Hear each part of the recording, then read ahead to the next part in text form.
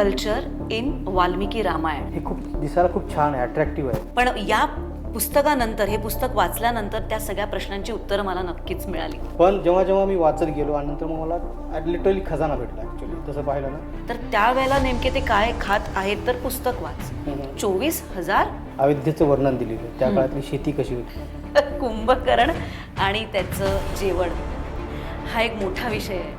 In fact एक separate chapter आहे माझ्या याच्यामध्ये, रावणास प्रायव्हेट बार असं दिसून आहे. पण या पुस्तकात मात्र प्रचंड डिटेल्ड तुम्ही वर्णन केलेलं आहे, त्याबद्दल तुम्ही सांगितलेलं आहे. पण as a food technologist, as a food researcher, हा एक खजाना आहे, हा चॅप्टर पूर्ण खजाना आहे. हे जर तुम्हाला जाणून घ्यायचं असेल तर त्याकरता तुम्हाला पुस्तक वाचणं गरजेचं आहे. फूड कल्चर इन वाल्मिकी रामायणामध्ये त्याचा व्यवस्थित उल्लेख केलेला आहे.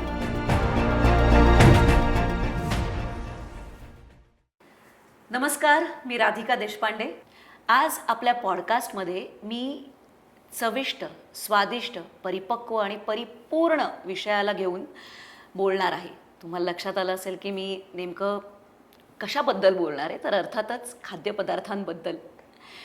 पण खाद्यपदार्थांबद्दल बोलायचं म्हणून मी कुठल्याही शेफला किंवा गृहिणीला बोलवलेलं नाही. मी बोलवलं आहे ते एका लेखकाला. पुस्तकाचं नाव आहे food culture in Valmiki Ramayana, म्हणजेच खाद्य संस्कृती जी वाल्मिकी रामायणात वाल्मिकी ऋषीमुनींनी लिहिलेली आहे. त्यातलीच एक कॉपी माझ्याजवळ आली आणि मला ती फारच इंटरेस्टिंग वाटली आणि म्हणून मग विचार आला की या लेखकाला आपण आपल्या पॉडकास्टवर बोलवणं अतिशय गरजेचं आहे, कारण विषय वेगळा आहे आणि कोणीही हा विषय मांडलेला नाही आहे. त्या विषयाला घेऊन अनिल धर्माधिकारी सर आज आपल्याला लाभलेले आहेत. ते या पुस्तकाचे लेखक आहेत. हे पुस्तक तुम्हाला ॲमेझॉन, फ्लिपकार्ट, मोशन प्रेस आणि भारताच्या बाहेरसुद्धा अवेलेबल होऊ शकतं ऑनलाईन. नमस्कार सर. नमस्कार. अतिशय आनंद होतोय की तुम्ही आमच्याबरोबर आज पॉडकास्ट साठी आलेला आहात आणि तुमचं खरं तर सर्वप्रथम अभिनंदन. याचं कारण असं की हा विषय फारच जिव्हाळ्याचा आहे खाद्यपदार्थ म्हटल्यानंतर, पण कोणीही छेडलेला नव्हता. त्याचं कारण काय आहे हे पण मला जाणून घ्यायचं आहे. बरंचसं काहीबाही बोललं जातं, बरंचसं नको ते पण बोललं जातं आणि नेमकं वाल्मिकी रामायणामध्ये प्रभू श्रीराम म्हणा किंवा वानर म्हणा, हनुमान म्हणा, राक्षस म्हणा, काय खात होती, हा एक मोठा प्रश्न पडतो. खास करून मुलं जेव्हा रामायण बसवलं लहान मुलांबरोबर, तेव्हा त्यांनी मला प्रश्न विचारलेत की प्रभू श्रीराम, सीता नेमकं काय खात असतील. याचं व्यवस्थित उत्तर तेव्हा मला सुद्धा देता आलं नाही. पण या पुस्तकानंतर, हे पुस्तक वाचल्यानंतर त्या सगळ्या प्रश्नांची उत्तरं मला नक्कीच मिळाली. सर, पण लहानपणी मला आठवतं आहे की आई मला सांगायची नैवेद्य दाखव, आणि मग आपण नैवेद्य दाखवायचो.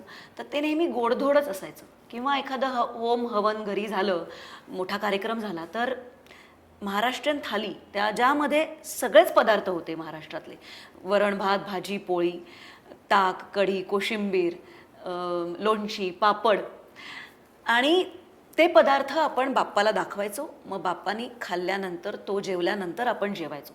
पण मला नेहमी प्रश्न पडायचा की खरंच बाप्पा हे जेवायचेत का, किंवा ते खातात का, असा बालमनाला पडलेला प्रश्न असायचा. मला खात्री आहे की आजचा जो हा पॉडकास्ट आहे तो अतिशय खाद्यपदार्थांनी भरलेला आहे. त्यामुळे मी आधीच प्रेक्षकांना, पॉडकास्ट ऐकणाऱ्यांना सांगू इच्छिते की तुम्ही हातात कुठल्या तरी आवडीचा पदार्थ, श्रीखंड किंवा आमरस आणि पुरी घेऊन बसा, कारण हा जो प्रवास असणार आहे हा अतिशय चविष्ट असणार आहे. सर, तुम्ही मूळतः लेखक नाही आहात असं मला तुमच्या प्रस्तावनेत कळलं, पण तरीसुद्धा फूड कल्चर हा विषय घेऊन तुम्ही का पुस्तक लिहिलं आहे याच्या मागची कारणंही मला कळली. कारण तुम्ही फूड टेक्नॉलॉजीमध्ये तुमचं ग्रॅज्युएशन केलेलं आहे, तुमचा अभ्यास आहे त्या विषयाचा, आणि तुम्ही फूड टेक्नॉलॉजीच्या संदर्भात जॉबसुद्धा करता, मोठ्या पोस्टवर आहात. आणि हे सगळं बॅकग्राऊंड निश्चितच या पुस्तकाकडे वळत आहे, आणि त्याचं लेखन तुम्ही हा विषय घेऊन करता आहात याची मला कल्पना आली. तरीसुद्धा फूड कल्चर घेऊन त्यावेळचं वाल्मिकी रामायणातलं घेऊन तुम्हाला लिहावंसं का वाटलं आणि ही कल्पना तुम्हाला कधी सुचली? ओके, सो सगळ्यात आधी धन्यवाद.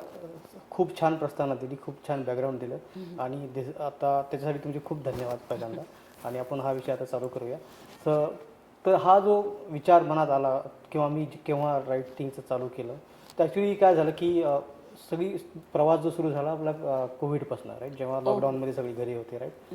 तर त्यावेळेस आपल्याला OTTवर वेब सिरीज वगैरे बनवायची सगळ्यांना सवय लागली, तशी मी करायचो.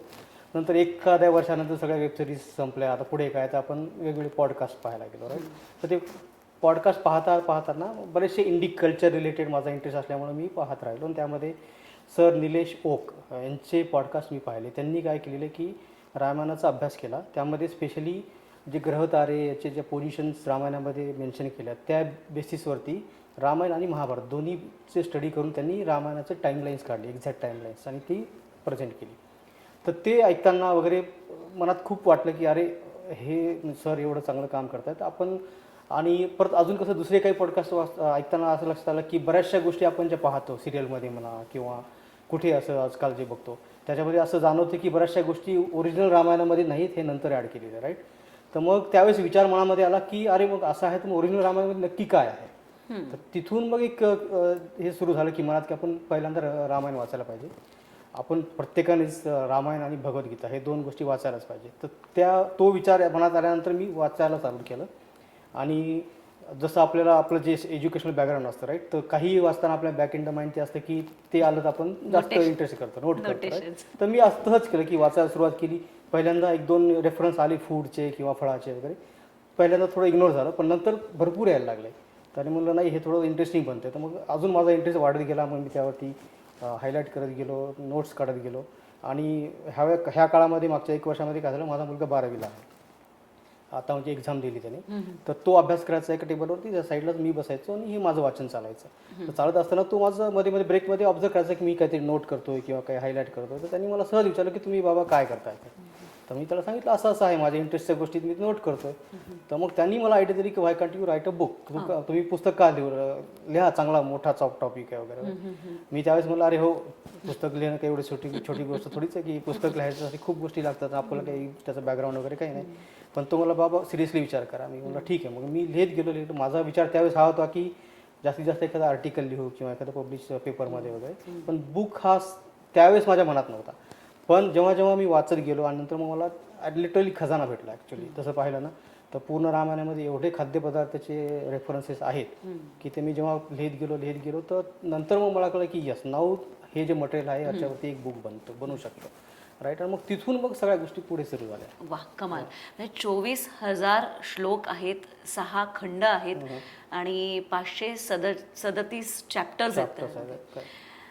एवढं सगळं वाचन तुम्हाला साधारण किती महिने लागले आणि त्या पुस्तकाच्या प्रोसेसपर्यंत तुम्हाला यायला किती वेळ लागला, हे जाणून घ्यायचं या कारणासाठी. कारण आज मला जर वाचायला दिलं की तुला हवं आहे ना, काय खात होते त्यावेळेला, वेगवेगळ्या 6 जसं मी सांगितलं की खंड आहेत, त्यामध्ये अयोध्येच्या वेळेचं आहे, नंतर सुंदरकांड आहे, त्यानंतर युद्धच्या वेळेचं कांड आहे. तर त्यावेळेला नेमके ते काय खात आहेत, तर पुस्तक वाच. 24,000 श्लोक आणि त्याचा अर्थ समजून घेऊन त्याचं डिसेक्शन करून त्याबरोबर त्याचा रिसर्च व्यवस्थित आपण पोचवतोय की नाही, हे एक मॅमॉथ टास्क आहे. सो तुम्ही नोटेशन्स तर निश्चितच काढत असाल, पण एकानंतर एक पुस्तक फारच रंजक व्हायला लागतं. आणि सुरुवातीला जो सर्वात आधी विषय येतो, अयोध्येचा जो कांड आहे, त्यामध्ये ते म्हणजे पुत्र कामेष्टी योग करत असताना ऋषीमुनींनी दिलेलं सोन्याच्या ह्याच्यामध्ये बोलमध्ये खीर, तिथपासून इंटरेस्ट निर्माण होतो. मात्र रामायण जेव्हा आपण बघतो सिरियलसुद्धा, त्यावेळेला सुद्धा विशेष असे पदार्थ दाखवलेले नाही आहेत त्यांनी सेवन करताना, किंवा फळं फुलं एवढंच फार रिस्ट्रिक्ट ठेवलेलं आहे. पण या पुस्तकात मात्र प्रचंड डिटेल्ड तुम्ही वर्णन केलेलं आहे, त्याबद्दल तुम्ही सांगितलेलं आहे. तुमच्या वाचनात आल्यानंतर पुत्रकामेष्टी योग जो झाला त्यामध्ये जे जी खीर होती त्यामध्ये दुधाचं वर्णन आहे, दह्याचं वर्णन आहे आणि मध पण आहे. अशी खीर ज्यानं ही 4 पुत्र जन्माला आली, हे आत्ता तरी कल्पनेच्या बाहेर आहे. बरोबर. पण ते खरंच जर वाल्मिकींनी लिहिलं असेल तर त्याच्यामागे नक्कीच कुठलं तरी कारण असल्याशिवाय ते लिहिणार नाही. Correct. तर त्याबद्दल आणि त्या घटनेबद्दल तुम्ही सांगू शकाल का? मी स्पेसिफिक त्या घटनेला यायच्या आधी त्या काळातली ओव्हरऑल सिच्युएशन काय होती, लाईक बऱ्याचशा ठिकाणी अयोध्येचं वर्णन दिलेलं आहे. त्या काळातली शेती कशी होती, शेतीवरून आपल्याला जाणवतं की अशी शेती असेल तर मग हे पदार्थ असू शकतात तिथे, राईट. तर त्या अयोध्याकांडामध्ये पूर्ण वर्णन देताना त्यांनी दिलेलं की अयोध्या एक खूप असं डेव्हलप सिटी होती, राईट. त्यांचा एरिया जर बघितला तर आत्ताचं MMR जे आपण म्हणतो, मुंबई मेट्रोपॉलिटन रिजन, राईट, तेवढा एरिया अयोध्येचा होता.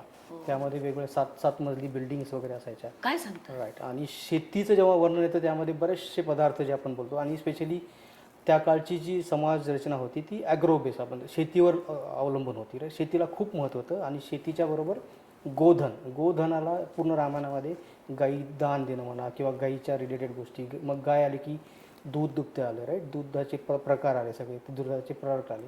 तर ह्या सगळ्या गोष्टी त्यावेळेस समाजामध्ये होत्या. आणि पूर्ण जीवन जे आहे कृषी, ॲग्रो आणि गोधन याच्या रिलेटेड जास्त होतं. इनफॅक्ट रामाचं जो हे आहे डायनेस्टी म्हणतो आपण त्याला, कुळ जे आहे ते इक्ष्वाकू कुळ, राईट. इक्ष्वाकू हा शब्दच मुळी ऊस, ह्या इक्ष्ू म्हणजे ऊस, राईट.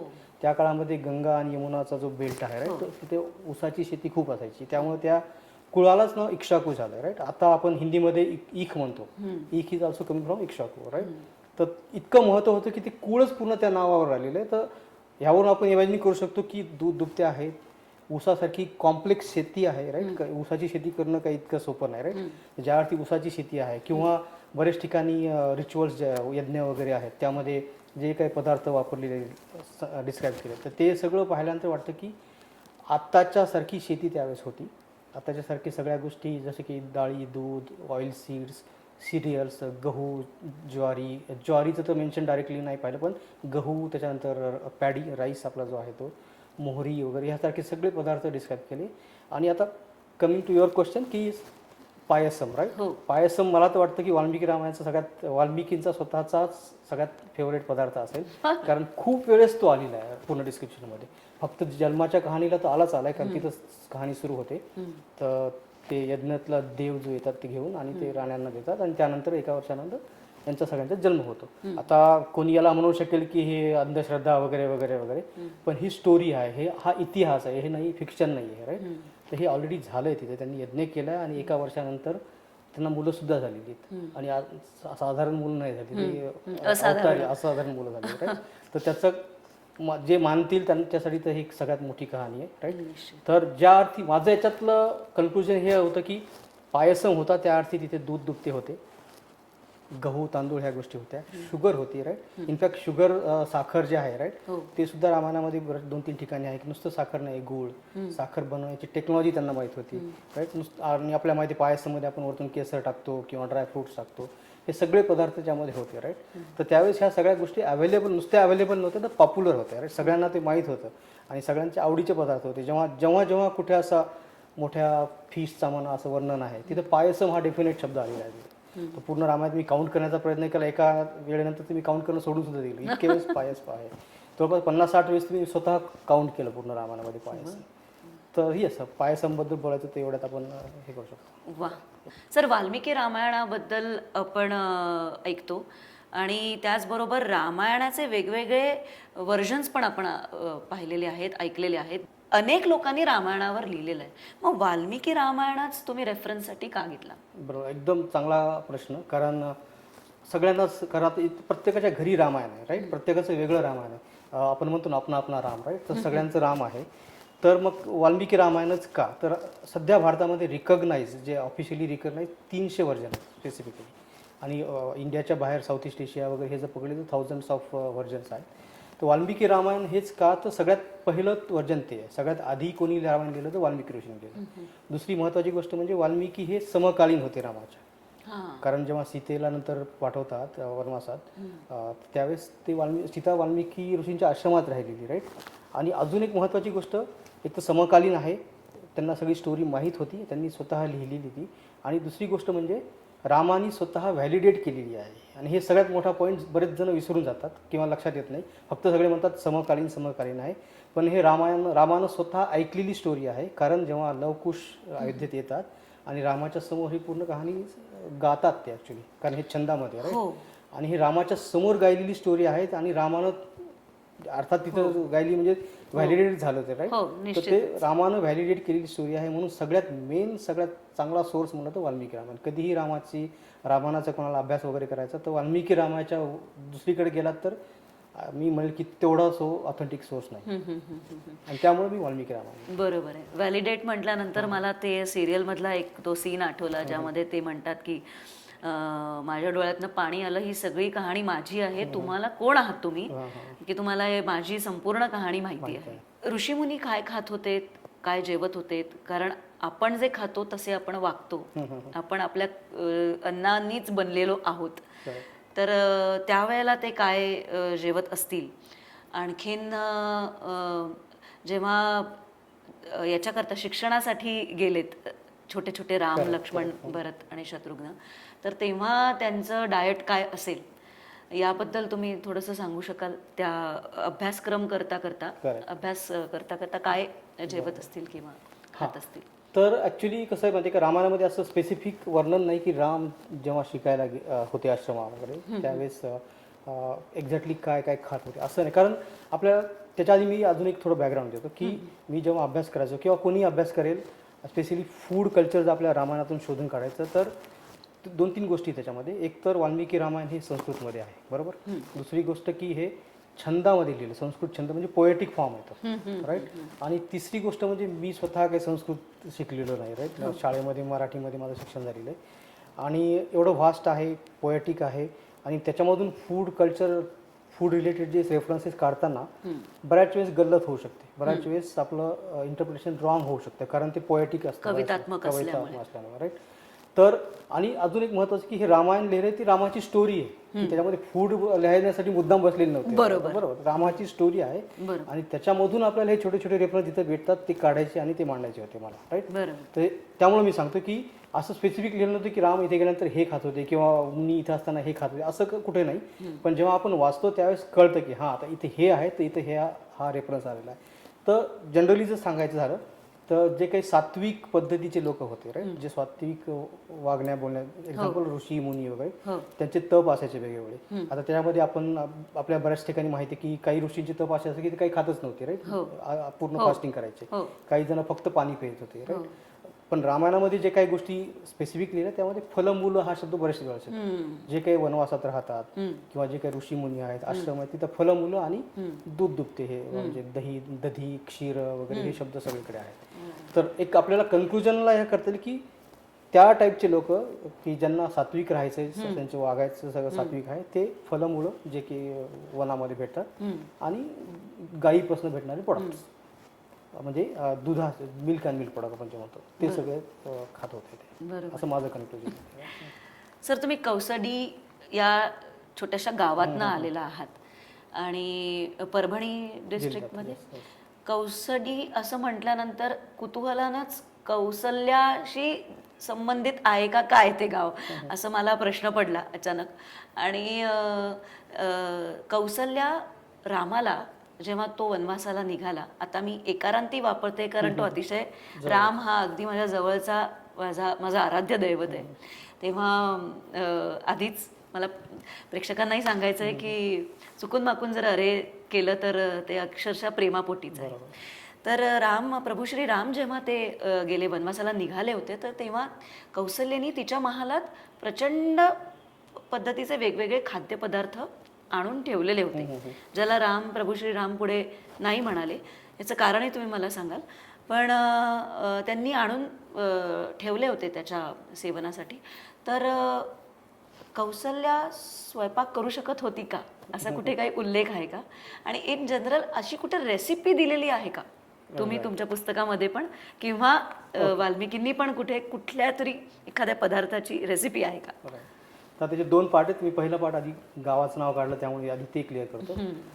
कौसडी हे जे गाव आहे ना, मी बऱ्याच ठिकाणी ऐकलं आहे किंवा आमच्या जिल्ह्यामधील बऱ्याच जणांनी संशोधन केलं यावरती की कौसडी येस त्याचा थोडा रेफरन्स आहे की कौसल्या आणि कौसडीचा एक्झॅक्टली आता मला डिटेलमध्ये सांगता येत नाही, पण यावरती बऱ्याच जणांनी आय थिंक चाठणकर का कोणतरी आमच्या नात्यामधलेच आहेत, त्यांनी रिसर्च केलेलं आहे यावरती आणि त्यांनी सांगितले की तिथे कौशल्य रिलेटेड आहे आणि आमच्या जवळच वालूर म्हणून एक गाव आहे, ऑलमोस्ट तालुका आपल्या सारखाच आहे.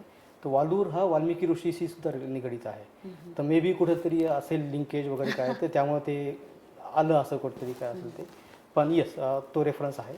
दुसरं म्हणतात की हां आता विषय आपला कौशल्याचा, तर त्याचं ती सिच्युएशन अशी होती की आदल्या दिवशी ठरलं की रामाचा राज्याभिषेक करायचा आणि तो मुहूर्त होता गुरुपुष्यमृत सांगायचं झालं तर आदल्या दिवशी त्यांना फास्टिंग करायला सांगितलं वशिष्ठ ऋषींनी आणि मग सकाळी जेव्हा प्रोसेस चालू व्हायची त्याच्या आधी कैकेयीनं दशरथाला सांगितलं आणि नंतर रामाला वनवासाला जायचं त्या गोष्टी ठरल्या.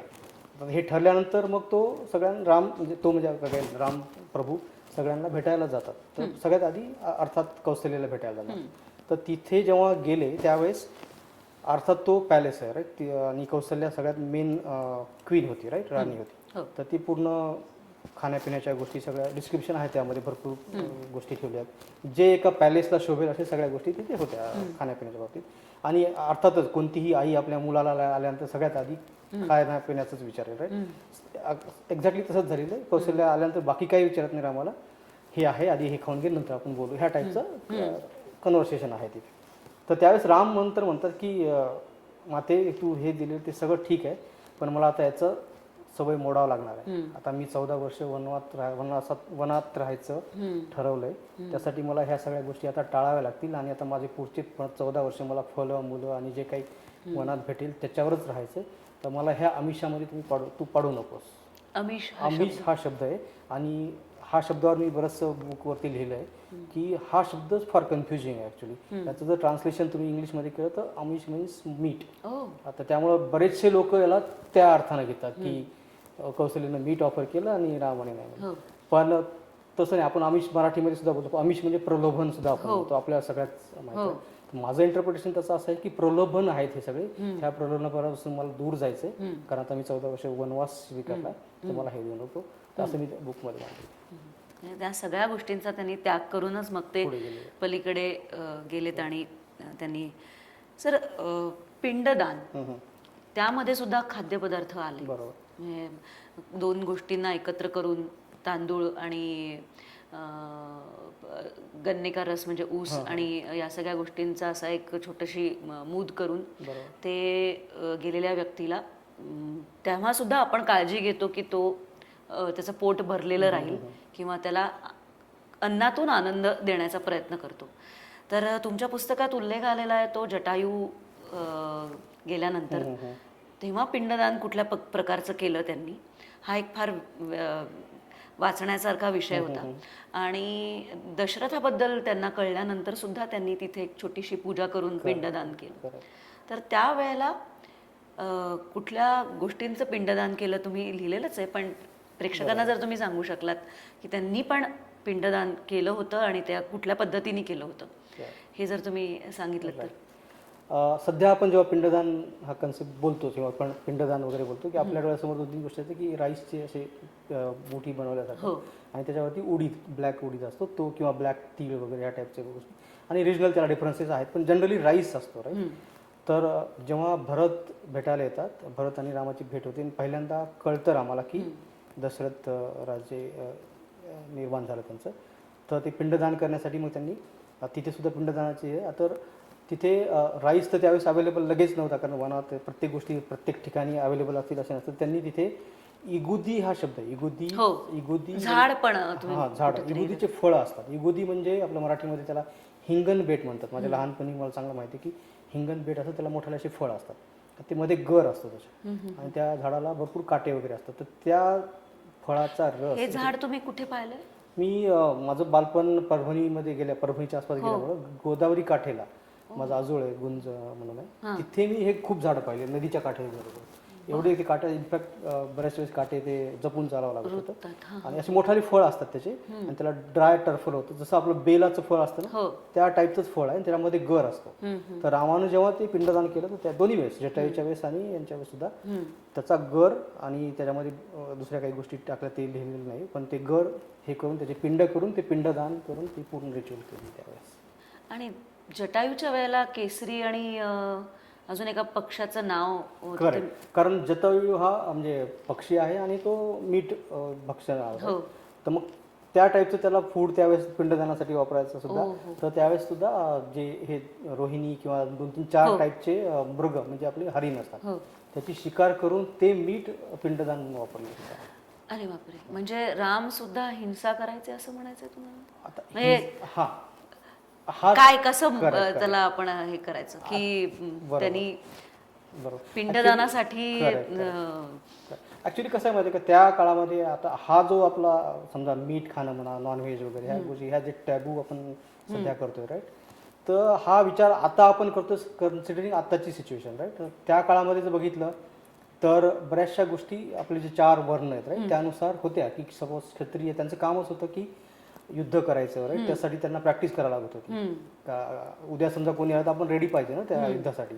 तर जेव्हा जेव्हा युद्धाचं किंवा प्रॅक्टिसचं हे होतं राईट, तर त्यांना शिकार करावं लागत होती त्यावेळेस. त्यामुळे शिकार आपण बऱ्याच ठिकाणी पाहिली की शिकार, हंटिंग वगैरे, जो कोणी क्षत्रिय असेल त्याला युद्धाभ्यास करण्यासाठी इनफॅक्ट रामायणामध्ये एक जेव्हा दशरथ राजा जस्ट मरण्याच्या आधी कैकेयीला सांगतो की माझे मागचे काही ते पाप असतील त्यामुळेच मला हे गोष्टी पाहाव्या लागतात.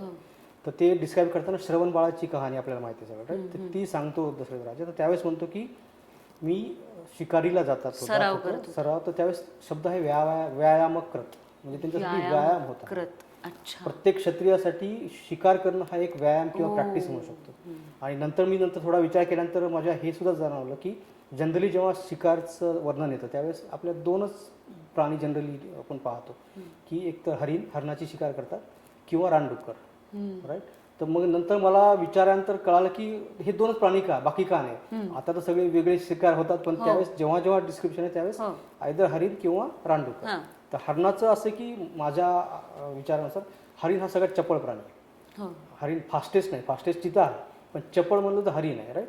आणि दुसरी गोष्ट रानडुक्कर हा सगळ्यात फास्ट अंगावर येतो राईट. हे दोन्ही गोष्टी युद्धामध्ये महत्वाच्या असतात, की तुम्हाला चपळ ऍक्टिव्हिटी करायची आहे आणि तुमच्यावर अटॅक जरी झाला तर त्याला सारखा जर तुमच्यावर अग्रेसिव्ह तर ते अभ्यास करण्यासाठी ते हंटिंग करायचे. त्यामुळे क्षत्रियासाठी हंटिंग हे फार नॉर्मल आहे.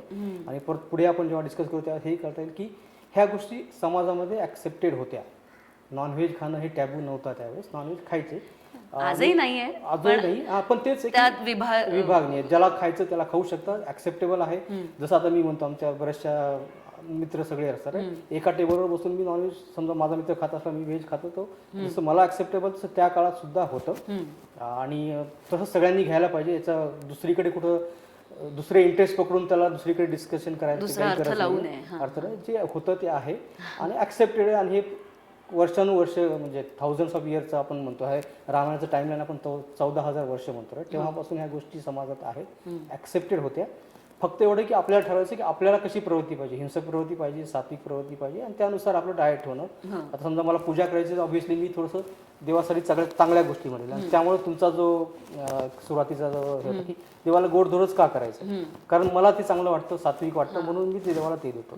पण आपण इंडियामध्ये बऱ्याच ठिकाणी बघतो की बऱ्याच ठिकाणी नॉनव्हेज सुद्धा काही देवाला नैवेद्य वगैरे असतो. तर हे सगळ्यांच्या याच्यावर आहे की आपण कसं घ्यायचं विचारसरणी आणि राईट. आणि मनातून मनोभावे त्याला एक. आणि आम्ही आमच्या सर्कलमध्ये म्हणतो food habit is a function of availability. Right. एक गोष्ट मला इथे पुस्तक वाचल्यानंतर लक्षात आली सर, की आपण काहीही जगातलं काहीही खाल्लं तरी सुद्धा आपल्याला पोळी आणि भात हा लागतोच, किंवा ह्यानं आपल्याला वेगळंच समाधान मिळतं. हे अर्थात मी माझ्यापुरतं बोलत असेन, पण इन जनरल भारतामध्ये मी पाहिलं आहे की तांदूळ म्हणजे भात किंवा पोळी ही खाल्ली जाते. याचे रेफरन्सेस मला तुमच्या पुस्तकामध्ये मिळाले की अयोध्येमध्ये सुद्धा तांदूळ आणि भात याचं पीक होतं. मला आधी असा समज होता की जे आपण कणिक आहे, गहू आहेत, तर ते दुसरीकडनं आलेले आहेत, म्हणजे टर्कीमधनं आलेले आहेत, आणि मग आपल्याला इथे आपण वाढवायला लागलो. आधी आपल्याकडे भाकरीच होती. तर असं आहे का तिथे उल्लेख आहे याचा गहूचा? इनफॅक्ट माझं सुद्धा हेच अंडरस्टँडिंग होतं की गहू हा जो आहे बाहेरून आलेला आहे काही त्यामध्ये. पण मी जेव्हा वाचत गेलो की तांदूळ तर खूप वेळेस तांदूळ, अक्षत, तांदूळ, तंदूळ हे शब्द खूप ठिकाणी आहेत. प्रत्येक रिच्युअल्समध्ये, प्रत्येक यज्ञामध्ये तांदूळ किंवा त्याचे लाह्या म्हणतो, मुरमुरे आपण ते अर्पण करतात. तर त्या गोष्टी खूप आलेल्या आहेत. स्पेशली जेव्हा पंचवटी एरियाचं डिस्क्रिप्शन होतं तर एका ठिकाणी कसं हिवाळा, पंचवटीचा हिवाळा डिस्क्राईब केलेला आहे एका ठिकाणी. तर त्यामध्ये डिस्क्राईब करताना गहू हे पीक डिस्क्राईब केले की गव्हाचे पूर्ण गहू आणि जव म्हणजे आजकाल बार्ली, त्याचं पूर्ण पीक, त्याच्या हिवाळ्यामध्ये त्याचे दव बिंदू त्याच्यावर साठलेले, हे पूर्ण मस्त पोएटिक फॉर्ममध्ये वाल्मिकी ऋषींनी केलं. त्याला गोधम काहीतरी असा शब्द आहे, त्याचा अर्थ की गहू. आणि हे तेव्हापासून आहे, 14,000 वर्षापासून आपल्या एरियामध्ये, स्पेशली नाशिक, म्हणजे आता नाशिक म्हणतो स्पेशली, तिथे आहे. आणि हे वाचल्यानंतर मी सुद्धा शॉक झालो की अरे गहू आहे आणि त्याला असं असं म्हणतात. इवन हे सुद्धा आहे, आपलं मका सुद्धा आहे. मला मकाचं ते वाटलं की मका दुसरीकडून आली का काय, पण मका सुद्धा लिहिलेली आहे त्यामध्ये. तर असे बरेचसे सरप्राइजेस मला स्वतःलाच भेटले. आणि ह्या सगळ्याहून हे कळतं की आपण प्रत्येकानं वाचायला पाहिजे. राईट, आपण फक्त जे आता जे आपण वाचतोय ते किती खरं आहे काय नाही, किंवा जे लिहिलं आहे की ते खरं आहे की नाही, ते आपण स्वतः वाचल्याशिवाय कळणार नाही, किंवा इकडून तिकडून ऐकून सुद्धा होणार नाही. आपल्याला स्वतःला स्टडी करावं लागणार आहे. आणि हा एक महत्त्वाचा फॅक्टर होऊ शकतो आपल्या रिसर्चमध्ये, याच्यामध्ये इंडियामध्ये स्पेशली, कारण आपल्याकडे 14-15 हजार वर्षापूर्वीचं रिटर्न मटेरियल आहे. तर हे सगळ्यांनी जायला पाहिजे यामध्ये, असं माझं मत. सर, तुपाचं वर्णन अनेक ठिकाणी आहे. आपण आजही तुपाला एक प्रकारचं पावित्र्य आहे त्याच्यामध्ये. तेल न वापरता आपण तूप वापरतो. गोड पदार्थही नैवेद्य दाखवताना आपण तूप वापरतो, तेल नाही. तर तेल हे होतच नव्हतं का त्या काळात, असा मला एक प्रश्न पडलाय. कारण फारच कमी ठिकाणी तेलाचा उल्लेख आहे आणि तो वेगळ्या पद्धतीने. तुम्ही थोडंसं सांगू शकता? खाण्याच्या बाबतीत खायचं जर बोललं तर मॅक्झिमम ठिकाणी घरतं म्हणजे तूपच आहे. राईट, तुम्ही यज्ञ सामग्रीमध्ये म्हणा किंवा खाण्याच्या बाकीच्या गोष्टीमध्ये घृतम, दधी, क्षीर हे 3 शब्द आणि मधु हे 4 शब्द प्रत्येक वेळेस लागून येतात. दूध, दही, तूप आणि मध हे शब्द बरेच ठिकाणी येतात. तेलाच्या बाबतीत मी जे वाचलं त्यामध्ये की तेल हे जनरली मेडिसिनल तेल किंवा असे शब्द आहेत तिथे, मेडिसिनल कामासाठी किंवा अभ्यंग स्नानाच्या वेळेस अंगाला लावण्यासाठी ह्या टाईपचे तेल आहे. आणि एक ठिकाणी तर इम्पॉर्टंट डिस्क्रिप्शन असं आहे की जेव्हा दशरथ राजाचा मृत्यू होतो, ही स्टोरी फार म्हणजे इम्पॉर्टंट आहे, सगळ्यांना ॲक्च्युली ऐकायला पाहिजे की त्या काळामध्ये आपलं नॉलेज किती होतं. दशरथ राजाचा मृत्यू ज्यावेळेस झाला त्यावेळेस राम लक्ष्मण वनवासात होते. भरत आणि शत्रुघ्न त्यांचे आजोळी होते. त्यांचं आजोळ म्हणजे आजकाल पाकिस्तानच्या त्या साईड, राईट, कौशल राज्य, राईट. म्हणजे अयोध्येपासून तिथं जायला 5 दिवस लागायचे रथानं जरी गेलं, आणि यायला 5 दिवस. म्हणजे दूध जरी पाठवला तर तो जाऊन त्यांना घेऊन यायला कमीत कमी 10 दिवस लागायचे. तर तेवढ्या पिरियडमध्ये मग दशरथ राजाच्या शरीराचं करायचं काय, हा सगळ्यात मोठा प्रश्न होता. तर त्यावेळेस वशिष्ठ ऋषींनी सगळ्यांना सांगितलं की एक स्पेसिफिक तेल अरेंज करा, आणि ते तेलामध्ये ती बॉडी ठेवली होती 10 दिवस. आणि हा माझ्यासाठी सगळ्यात मोठा आहा मुवमेंट म्हणतो ते होता. कारण त्या पिरियडमध्ये आज आपण 2 दिवस ह्या गोष्टी झाल्या तर विचार करतो कसं करायचं काय नाही, एवढं मेडिकल सायन्स पुढे गेलं तरी. त्यावेळेस त्यांनी 10 दिवस ते पूर्ण ऑइलमध्ये डीप करून ती बॉडी प्रिझर्व केली. आणि नंतर 11व्या दिवशी जेव्हा भरत हे आले, भरताच्या हाताने अंत्यविधी करण्यात आला. आणि त्यामुळे मी होतं की तेलाचा जो उल्लेख आहे तो असा मेडिसिनल किंवा एका ठिकाणी आहे की कुऱ्हाड वगैरे जे शस्त्र आहे त्याची धार राहण्यासाठी, रस्ट येऊ नये म्हणून त्याला ते तेल लावून ठेवतात वगैरे, असे रेफरन्सेस आहेत. हो, एक रेफरन्स मलाही आठवतोय आता. 7 ते 8 बायका या वानरांना ऑइल मसाज करण्यासाठी नदीकाठी उपस्थित होते आणि बॉडी मसाज त्यांनी दिला.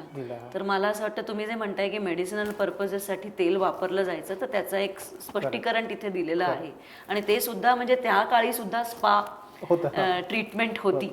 अभ्यंग स्नान आपण आता दिवाळीच्या दिवशी अभ्यंग स्नान वगैरे करतो, तर तोच प्रकार आहे. आणि अजून एक याच्यामध्ये सांगायचं म्हणजे की तेलाच्या बाबतीत जर डायरेक्ट जरी रेफरन्स नसते, म्हणजे इडिबल ऑइल म्हणतो की इनडायरेक्टली आपण बोलू शकतो, म्हणजे काढू शकतो की सपोज त्यावेळेस मोहरी हा पदार्थ होता. मोहरी ही धान्य म्हणजे सीड वगैरे होतं, तर ऑइल सीड होतं, तीळ होते, राईट. तर 2 टाईपचे सीड, ऑइल सीड तर डेफिनेटली आपण बऱ्याच वेळेस दिसतात त्यामध्ये. तर आपण इनडायरेक्टली म्हणू शकतो की ऑइल सीड आहेत तर ऑइल सुद्धा असू शकेल, पण ते डायरेक्टली कुठं असं भेटलं नाही मला आता. परत एकदा वाचल्यानंतर कदाचित भेटू शकेल मला. बरोबर बरोबर. निषाद राजाला जेव्हा सीता भेटल्या किंवा तिघही राम लक्ष्मण आणि सीता असताना, तेव्हा सीतेने त्यांना ऑफरिंग्स दिल्या होत्या की खाद्यपदार्थाशी संबंधित. तर त्याबद्दल तुम्ही थोडंसं. हां, ही एक स्टोरी अजून आपल्याला ती कॉमन स्टोरी जी माहिती आहे की सपोज राम वनवासाला निघाल्यानंतर नदी क्रॉस करायची होती, तर त्यावेळेस निषादचा राजा गुहा म्हणून तो रामाचा मित्र दाखवलेला प्रत्येक सिरियलमध्ये याच्यामध्ये, राईट. तर तो नावीनं पूर्ण नदी क्रॉस करायला त्यांना मदत करतो आणि मग राम एक दिवस त्याच्याकडे राहतात, त्याची हॉस्पिटॅलिटी वगैरे होते. तर ते नदीचा प्रवास जेव्हा करतात तर त्यावेळेस जेव्हा नदीच्या मध्यभागी येतात तेव्हा सीता नदीला प्रार्थना करते की आमचे ह्या 14 वर्ष जे अरण्यात आहेत आम्ही, हे सगळे चांगले व्यवस्थित पार पडू दे, मी तुला आल्यानंतर काही गोष्टी अर्पण करते. तर त्यामध्ये काही गोष्टी जेव्हा अर्पण करते त्यावेळेस ती स्पेसिफिकली म्हणतात सीतामाता की मदिरा, काही नॉनव्हेज प्रॉडक्ट्स, मीट वगैरे मी अर्पण करेल म्हणते त्यावेळेस. त्यावेळेस अगेन मी तेच म्हणतो की त्या गोष्टी ह्या टॅबून होत्या त्यावेळेस, होत्या त्यावेळेस, तर स्पेसिफिक मेन्शन केलेली. आणि नंतर जेव्हा निषादाकडे येतात हे लोक, तर निषाद त्यांना खायला बऱ्याचशा गोष्टी आणून देतो. तर त्यामध्ये कारण नदी काठी आहे, राईट, मच्छी वगैरे ह्या गोष्टी असतात, तर ते स्पेसिफिक लिहिले की ड्राईड आणि फ्रेश मच्छी वगैरे होते. पण राम लक्ष्मण असं त्यांनी घेतलेलं नाही त्या दिवशी. ते रामाने इनफॅक्ट त्या दिवशी रात्री उपवास केलेला आहे, म्हणजे रामाने रात्री काही खाल्लंच नाही त्यावेळेस, स्पेसिफिकली लिहिलेलं. राम तसेच झोपले कारण पूर्ण दिवस तसा गेलेला त्यांचा होता. तर बरोबर, म्हणजे ह्या गोष्टी आहेत, कारण even fish and fish product सुद्धा मेन्शन आहेत रामायणामध्ये. आपण सगळेच जण म्हणजे प्राणी आणि मनुष्य हे सगळे एकमेकांना धरून एकमेकांच्या मदतीला येऊन हे जीवन जगतो. म्हणजे तू मला का मारलं, मला मारलं म्हणून मी आता आणखीन 4 लोकांना मारीन, अशातला भाग नसून कधी कधी प्राणांची पण आहुती दिली जायची काही विशिष्ट पूजन करत असताना. याचा उल्लेख तुमच्या पुस्तकामध्ये आहे आणि तो पर्णकुटी बांधल्यानंतर, वास्तुपूजा केल्यानंतर काही हरिण होते, त्यांचा उपयोग केला गेला होता. तर त्याबद्दल तुम्ही थोडंसं. बरोबर. तर ही जी स्टोरी येते की ज्यावेळेस राम अरण्यामध्ये निघतात आणि चित्रकूटच्या एरियामध्ये येतात, त्यांना एका ऋषीने सांगितलं असतं की हा एरिया तुमच्यासाठी चांगला आहे, तिथं खूप सारे फळं वगैरे आहेत, तुमच्या राहण्यासाठी चांगली व्यवस्था होऊ शकते. म्हणजे परत की मॅक्झिमम फोकस त्यांचं फळं आहेत की नाही ते बघायचं, तिथे राहण्यासाठी चांगलं फळ आणि पाणी ह्या 2 गोष्टी चांगल्या असतात तर राहू शकतो. तर तिथे जेव्हा येतात तर लक्ष्मण पर्णकुटी बांधतो राम त्यांच्यासाठी. आणि मग बांधकाम झालं, राईट, आपण जसं आता सध्या हे करतो ग्रहपूजा करतो तशी पर्णकुटीची सुद्धा ग्रहपूजा ते करतात. तर ते करताना हरणाची शिकार करून लक्ष्मण हरणाची शिकार करतो, त्याचे पीसेस करून कट करून ते रामाकडे देतो. राम पूर्ण पूजा जी आहे रिच्युअल ते सगळं करतात, कम्प्लीट करतात आणि मग 4 दिशांना ते टाकून ती पूजा झालेली असते आणि मग तिथे राहायला ते चालू करतात, सुरू करतात. सुनेरा हिरण म्हणजे सोनेरी मृगचं वर्णन आहे. सीता म्हणते की तुम्ही इतका सुंदर तो मृग आहे, तर तुम्ही प्रभू श्रीराम तुम्ही आपल्याकरता त्याला घेऊन येऊ शकता का इथे. तर ते म्हणतात की मी घेऊन येतो.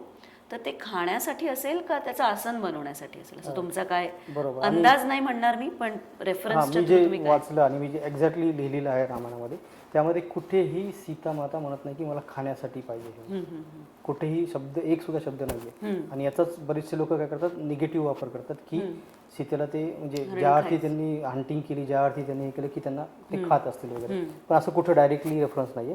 हा, सीता म्हणताना काय म्हणतात की हे खूप दिसायला खूप छान आहे, अट्रॅक्टिव्ह आहे, याला आपण पकडून आपल्याकडे ठेवू आणि आपण जेव्हा 14 वर्ष कंप्लीट होतील तेव्हा आपण अयोध्येला जेव्हा जाऊ तेव्हा हे सगळ्यांनाच आवडेल. ही गोष्ट ही अशी गोष्ट आहे की जी आपल्या संग्रहात असली पाहिजे.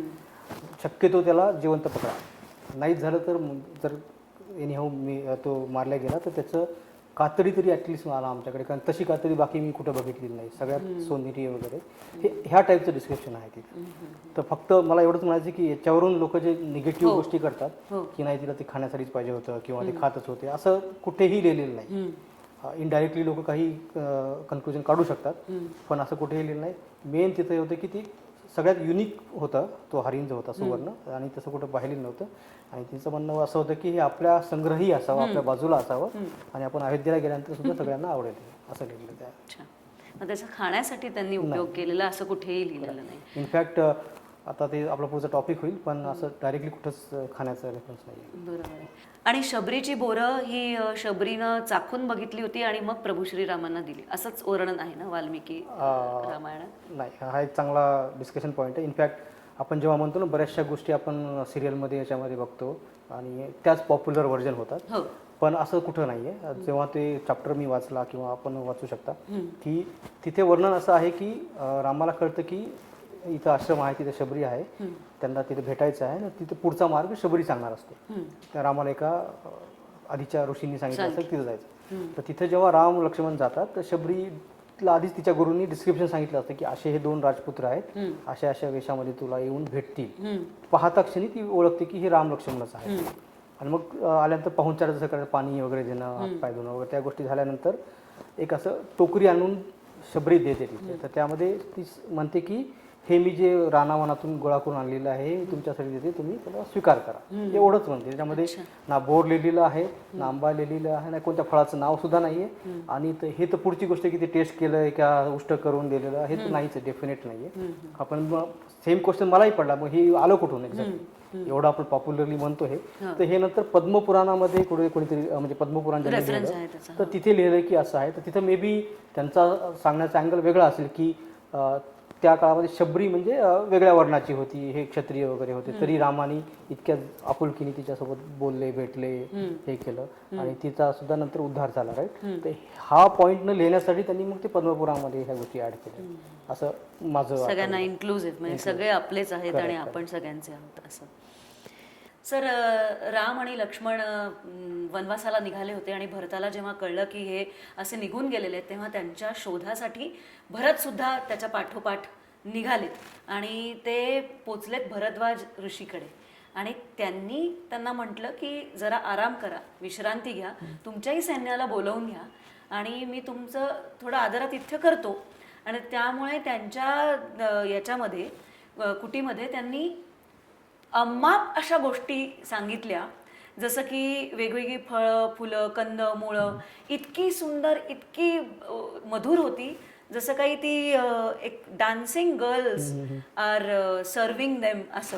तर ते खरोखर डान्सिंग गर्ल्स होत्या का असाही मला प्रश्न पडला की ते कवितात्मक होतं. आणखीन इतकी सुंदर वृक्ष होते, झाडं होती की त्यांच्यातनं येणारा जो रस होता तो अक्षरशः मधू हनी सारखा लागत होता, असंही वर्णन तिथे आहे. तर हे सगळं वर्णन इतकं सुंदर आहे, इतकं सात्विक सुद्धा आहे की मला असं वाटलं की असावा सुंदर चॉकलेटचा बंगला कसा होता लहानपणी, आपण ते गाणं ऐकलं की जायचो त्या चॉकलेटच्या बंगल्यात. तर खरंच शक्य होतं त्या कुटीमध्ये भारद्वाज ऋषींच्या तिथे असं सगळं असणं, आणि ते पटकन असं ऑर्गनाईज होणं पण कसं शक्य होतं का? बरोबर, अगदी अगदी खूप छान ऑब्झर्वेशन. आणि स्पेशली मला पर्सनली पाहिलं तर जेव्हा हे 2 चॅप्टर आहेत त्यामध्ये, एक तर पहिलं आहे वशिष्ठ ऋषींनी विश्वामित्राच्या आर्मीला, विश्वामित्र आधी राजा होते, ते राजर्षी आहेत ॲक्च्युली, ऋषीचे बरेचसे टाईप असतात, त्यातले राजर्षी आहेत. आधी राजा होते, त्यांची आर्मी तिथे आलेली, त्या आर्मीला एक फीस्ट आपण म्हणतो की एक आदरातिथ्य वगैरे केलेलं. आणि दुसरं म्हणजे भरताच्या आर्मीला भारद्वाज ऋषींनी आदरातिथ्य केलेलं. तर हे जे 2 चॅप्टर आहेत हे माझ्यासाठी खूप महत्त्वाचा खजिना होता ॲक्च्युली. जेव्हा मी ते वाचायला गेलं त्यामध्ये इतकं वर्णन आहे की मी सुरुवातीला काय म्हणल्याप्रमाणे मी नोट करायचो किंवा हायलाईट करायचो. इथे असे होते की पूर्ण पानच्या पान मला असं हायलाईट करावं लागलं, इतके चांगले भरपूर नोट आहेत. आणि तुम्ही जे म्हणलात की वर्णन, जे हे वर्णन मी नाही केलं, वाल्मिकी ऋषींनी स्वतः केलं. त्यांचा ग्रेटनेस, त्यांची जी पोएट्री आहे ती इथे आपल्याला कळतं की कसं कसं इमॅजिनेशन त्यांनी केलं. आता याच्यामध्ये आपण डिबेट करू शकतो की ते खरं होतं का इमॅजिनरी वगैरे ह्या गोष्टी होत्या. पण आता पहिलं उदाहरण की वशिष्ठ ऋषीची जी फीस्ट आहे, तर विश्वामित्राची तिथं आर्मी आलेली असते त्या आश्रमामध्ये. आता आश्रम जेव्हा आपण म्हणतो हा एक मोठा कन्सेप्ट त्यावेळेस होता. आश्रम म्हणजे असं छोटं एखादं घर किंवा कोटी वगैरे असायचं. आश्रम ही फार मोठी संस्था असायची. स्पेशली हे जे मोठाले ऋषी होते, संस्था म्हणल्यानंतर एखाद्या मोठ्या गावा एवढं ते आश्रम असायचे, कारण विश्वविद्यालयासारखं, युनिव्हर्सिटीसारखं, राईट, तेवढे मोठे आश्रम असायचे. आणि तिथे आल्यानंतर सगळ्या सोयी वगैरे तिथं असायच्या, कारण तिथे बरेचसे मुलं शिकण्यासाठी यायचे. तर विश्वामित्र जेव्हा तिथे येतात तर वशिष्ठ ऋषी त्यांना म्हणजे पाहुणचार करण्यासाठी म्हणतात. ते म्हणतात थोडंसं आधी हे नव्हतात की एवढ्या मोठ्या आर्मीला तुम्ही काय करू शकणार म्हणून, तर बघा तर कधी. तर मग त्यांची गाय आहे ती कामधेनू गाय, शबला म्हणून नाव आहे त्याच्यामध्ये, तर त्या गाईला आव्हान करतात आणि मग गाय ती अशी सगळे पदार्थ अरेंज करते. तर आता याच्यामध्ये आपण म्हणू शकतो की हे काय मॅजिक आहे का, इमॅजिनरी आहे का. तर माझं आकलन एक दृष्टिकोन असा असेल की त्यावेळेस त्यांचं राहणीमान किंवा त्यांचं जे नेटवर्किंग किंवा त्यांचे जे रिसोर्सेस आहेत हे गाय बेस, गोधन आपण जे म्हणतो, तर त्या गायीनं त्यांना एवढ्या गोष्टी दिल्यात, एवढे रिसोर्सेस दिले होते त्या काळामध्ये, त्या स्पेशली आश्रमामध्ये, की त्या एका गायीमुळे तेवढं ते अरेंज करू शकले आणि एका आर्मीला एका रात्रीचे जेवण पूर्ण देऊ शकले. बरोबर. आता आपण त्याला असंही घेऊ शकतो किंवा डायरेक्ट आपल्याला ज्याला विश्वास आहे तो म्हणू शकतो की नाही ती कामधेनू आहे, जे आपण मागू ती पूर्ण देऊ शकेल. राईट.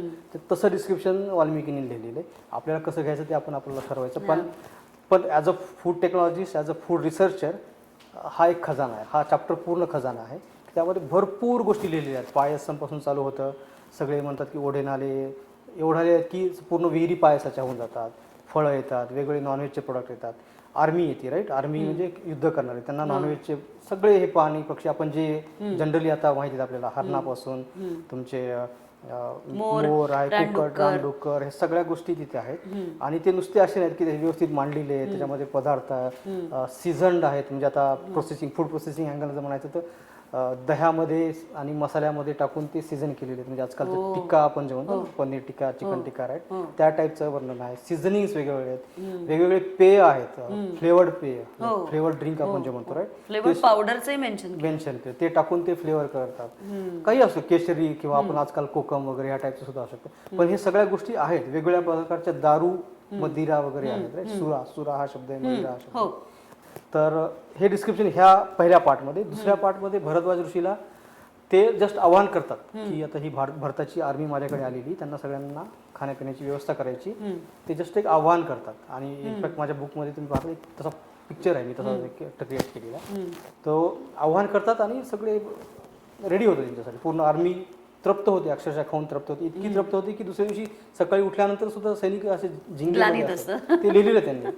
दुसऱ्या दिवशी त्यांना कळत नाही की इतके त्यांचा पाहुणचार झालेला असतो. माझं याच्यामध्ये अजून एक माझा विचार असा होता की त्यांच्या एका माणसाच्या आवाहनावरून आजूबाजूच्या लोकांनी एवढे चांगली अरेंजमेंट केली की ती पूर्ण आर्मीला जेवू खाऊ शकले. राईट. आता आपण बोलतो एखाद्या समजा मोठा खेडा असेल, सरपंचांनी काही बोलले की सगळं गाव त्याला सपोर्ट करतं आणि एखादा मोठा कार्यक्रम करून टाकतात. राईट. एक्झॅक्टली तसं सुद्धा असू शकतं. किंवा असं सुद्धा असू शकतं, किंवा ज्यांना जे मानतात त्यांच्यासाठी की ओके आव्हान केलं आणि सगळे प्रोडक्ट द्यायला लागले. किंवा असं सुद्धा असू शकतं सर, जसं की लहानपणी मी अशी कल्पना करायची की आत्ता मला बिस्किटं हवी आहेत, त्या पार्लेजीची बिस्किटं हवी आहेत, पण ती आत्ता कशी आणणार, कोण देणार, एका मिनिटात तर येऊ शकत नाही. तर आता 10 मिनिटाच्या आतमध्ये जर झेप्टो आणू शकतो आणि ते शक्य आहे, तर हे का शक्य नाही आहे असा एक प्रश्न आपण स्वतःलाच विचारायला हरकत नाही. कारण आपल्या छोट्याशा बुद्धीला आकलनच होत नाही की या सगळ्या गोष्टी खरंच शक्य आहेत. पण त्या जर मेन्शन्ड आहेत आणि त्याचे अवशेष म्हणजे अनेक ठिकाणी प्रभू श्रीराम चालत गेलेले आहेत, याचा उल्लेख आपल्याला संदर्भ सापडतो. तसंच याचाही कधीतरी आपल्याला संदर्भ सापडेल. बिल्वा, नंतर पानसा, नंतर सिट्रॉन म्हणजे आंबट गोड पदार्थ म्हणजे फळं फुलं अशी सगळी तुम्ही तिथे सांगितलेले. आंबे सुद्धा त्यावेळेला होते असं सुद्धा तिथे या पुस्तकामध्ये मेन्शन्ड आहे. तर आंब्यांचं जे काय आत्ता उन्हाळ्याच्या सुट्ट्यांमध्ये क्रेज असते ती मला वाटतं अनेक वर्षांपासून आंबा आपल्याबरोबर आहे.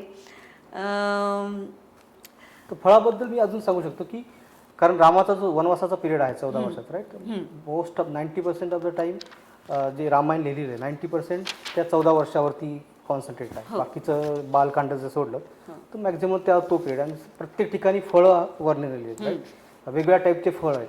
तर माझ्या पुस्तकामध्ये मी जवळपास 58 टाईपचे ते झाडाची नावं वगैरे दिलेली आहेत. राईट. तर कॉमन जे फळं आज आपण पाहतो ते सगळे फळं त्यावेळेस होते. आंब्याचं असं होतं की बऱ्याच ठिकाणी आमराईचं वर्णन आहे की एखाद्या शहराचं वर्णन करताना तिथं आमराई आहेत.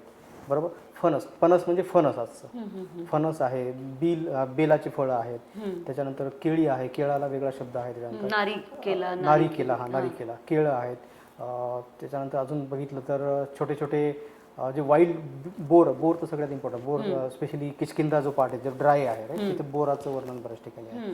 अशोक वाटिका जेव्हा श्रीलंकेमध्ये तिथले आंबा वगैरे ह्या सगळ्या गोष्टी मेन्शन आहेत तिथे. तर नॉर्मली आपण आता सध्या जे फळं खातो बऱ्यापैकी सेम फळं त्यावेळेस अवेलेबल होते, ते लिहिलेलं आहे तिथे. बरोबर आहे.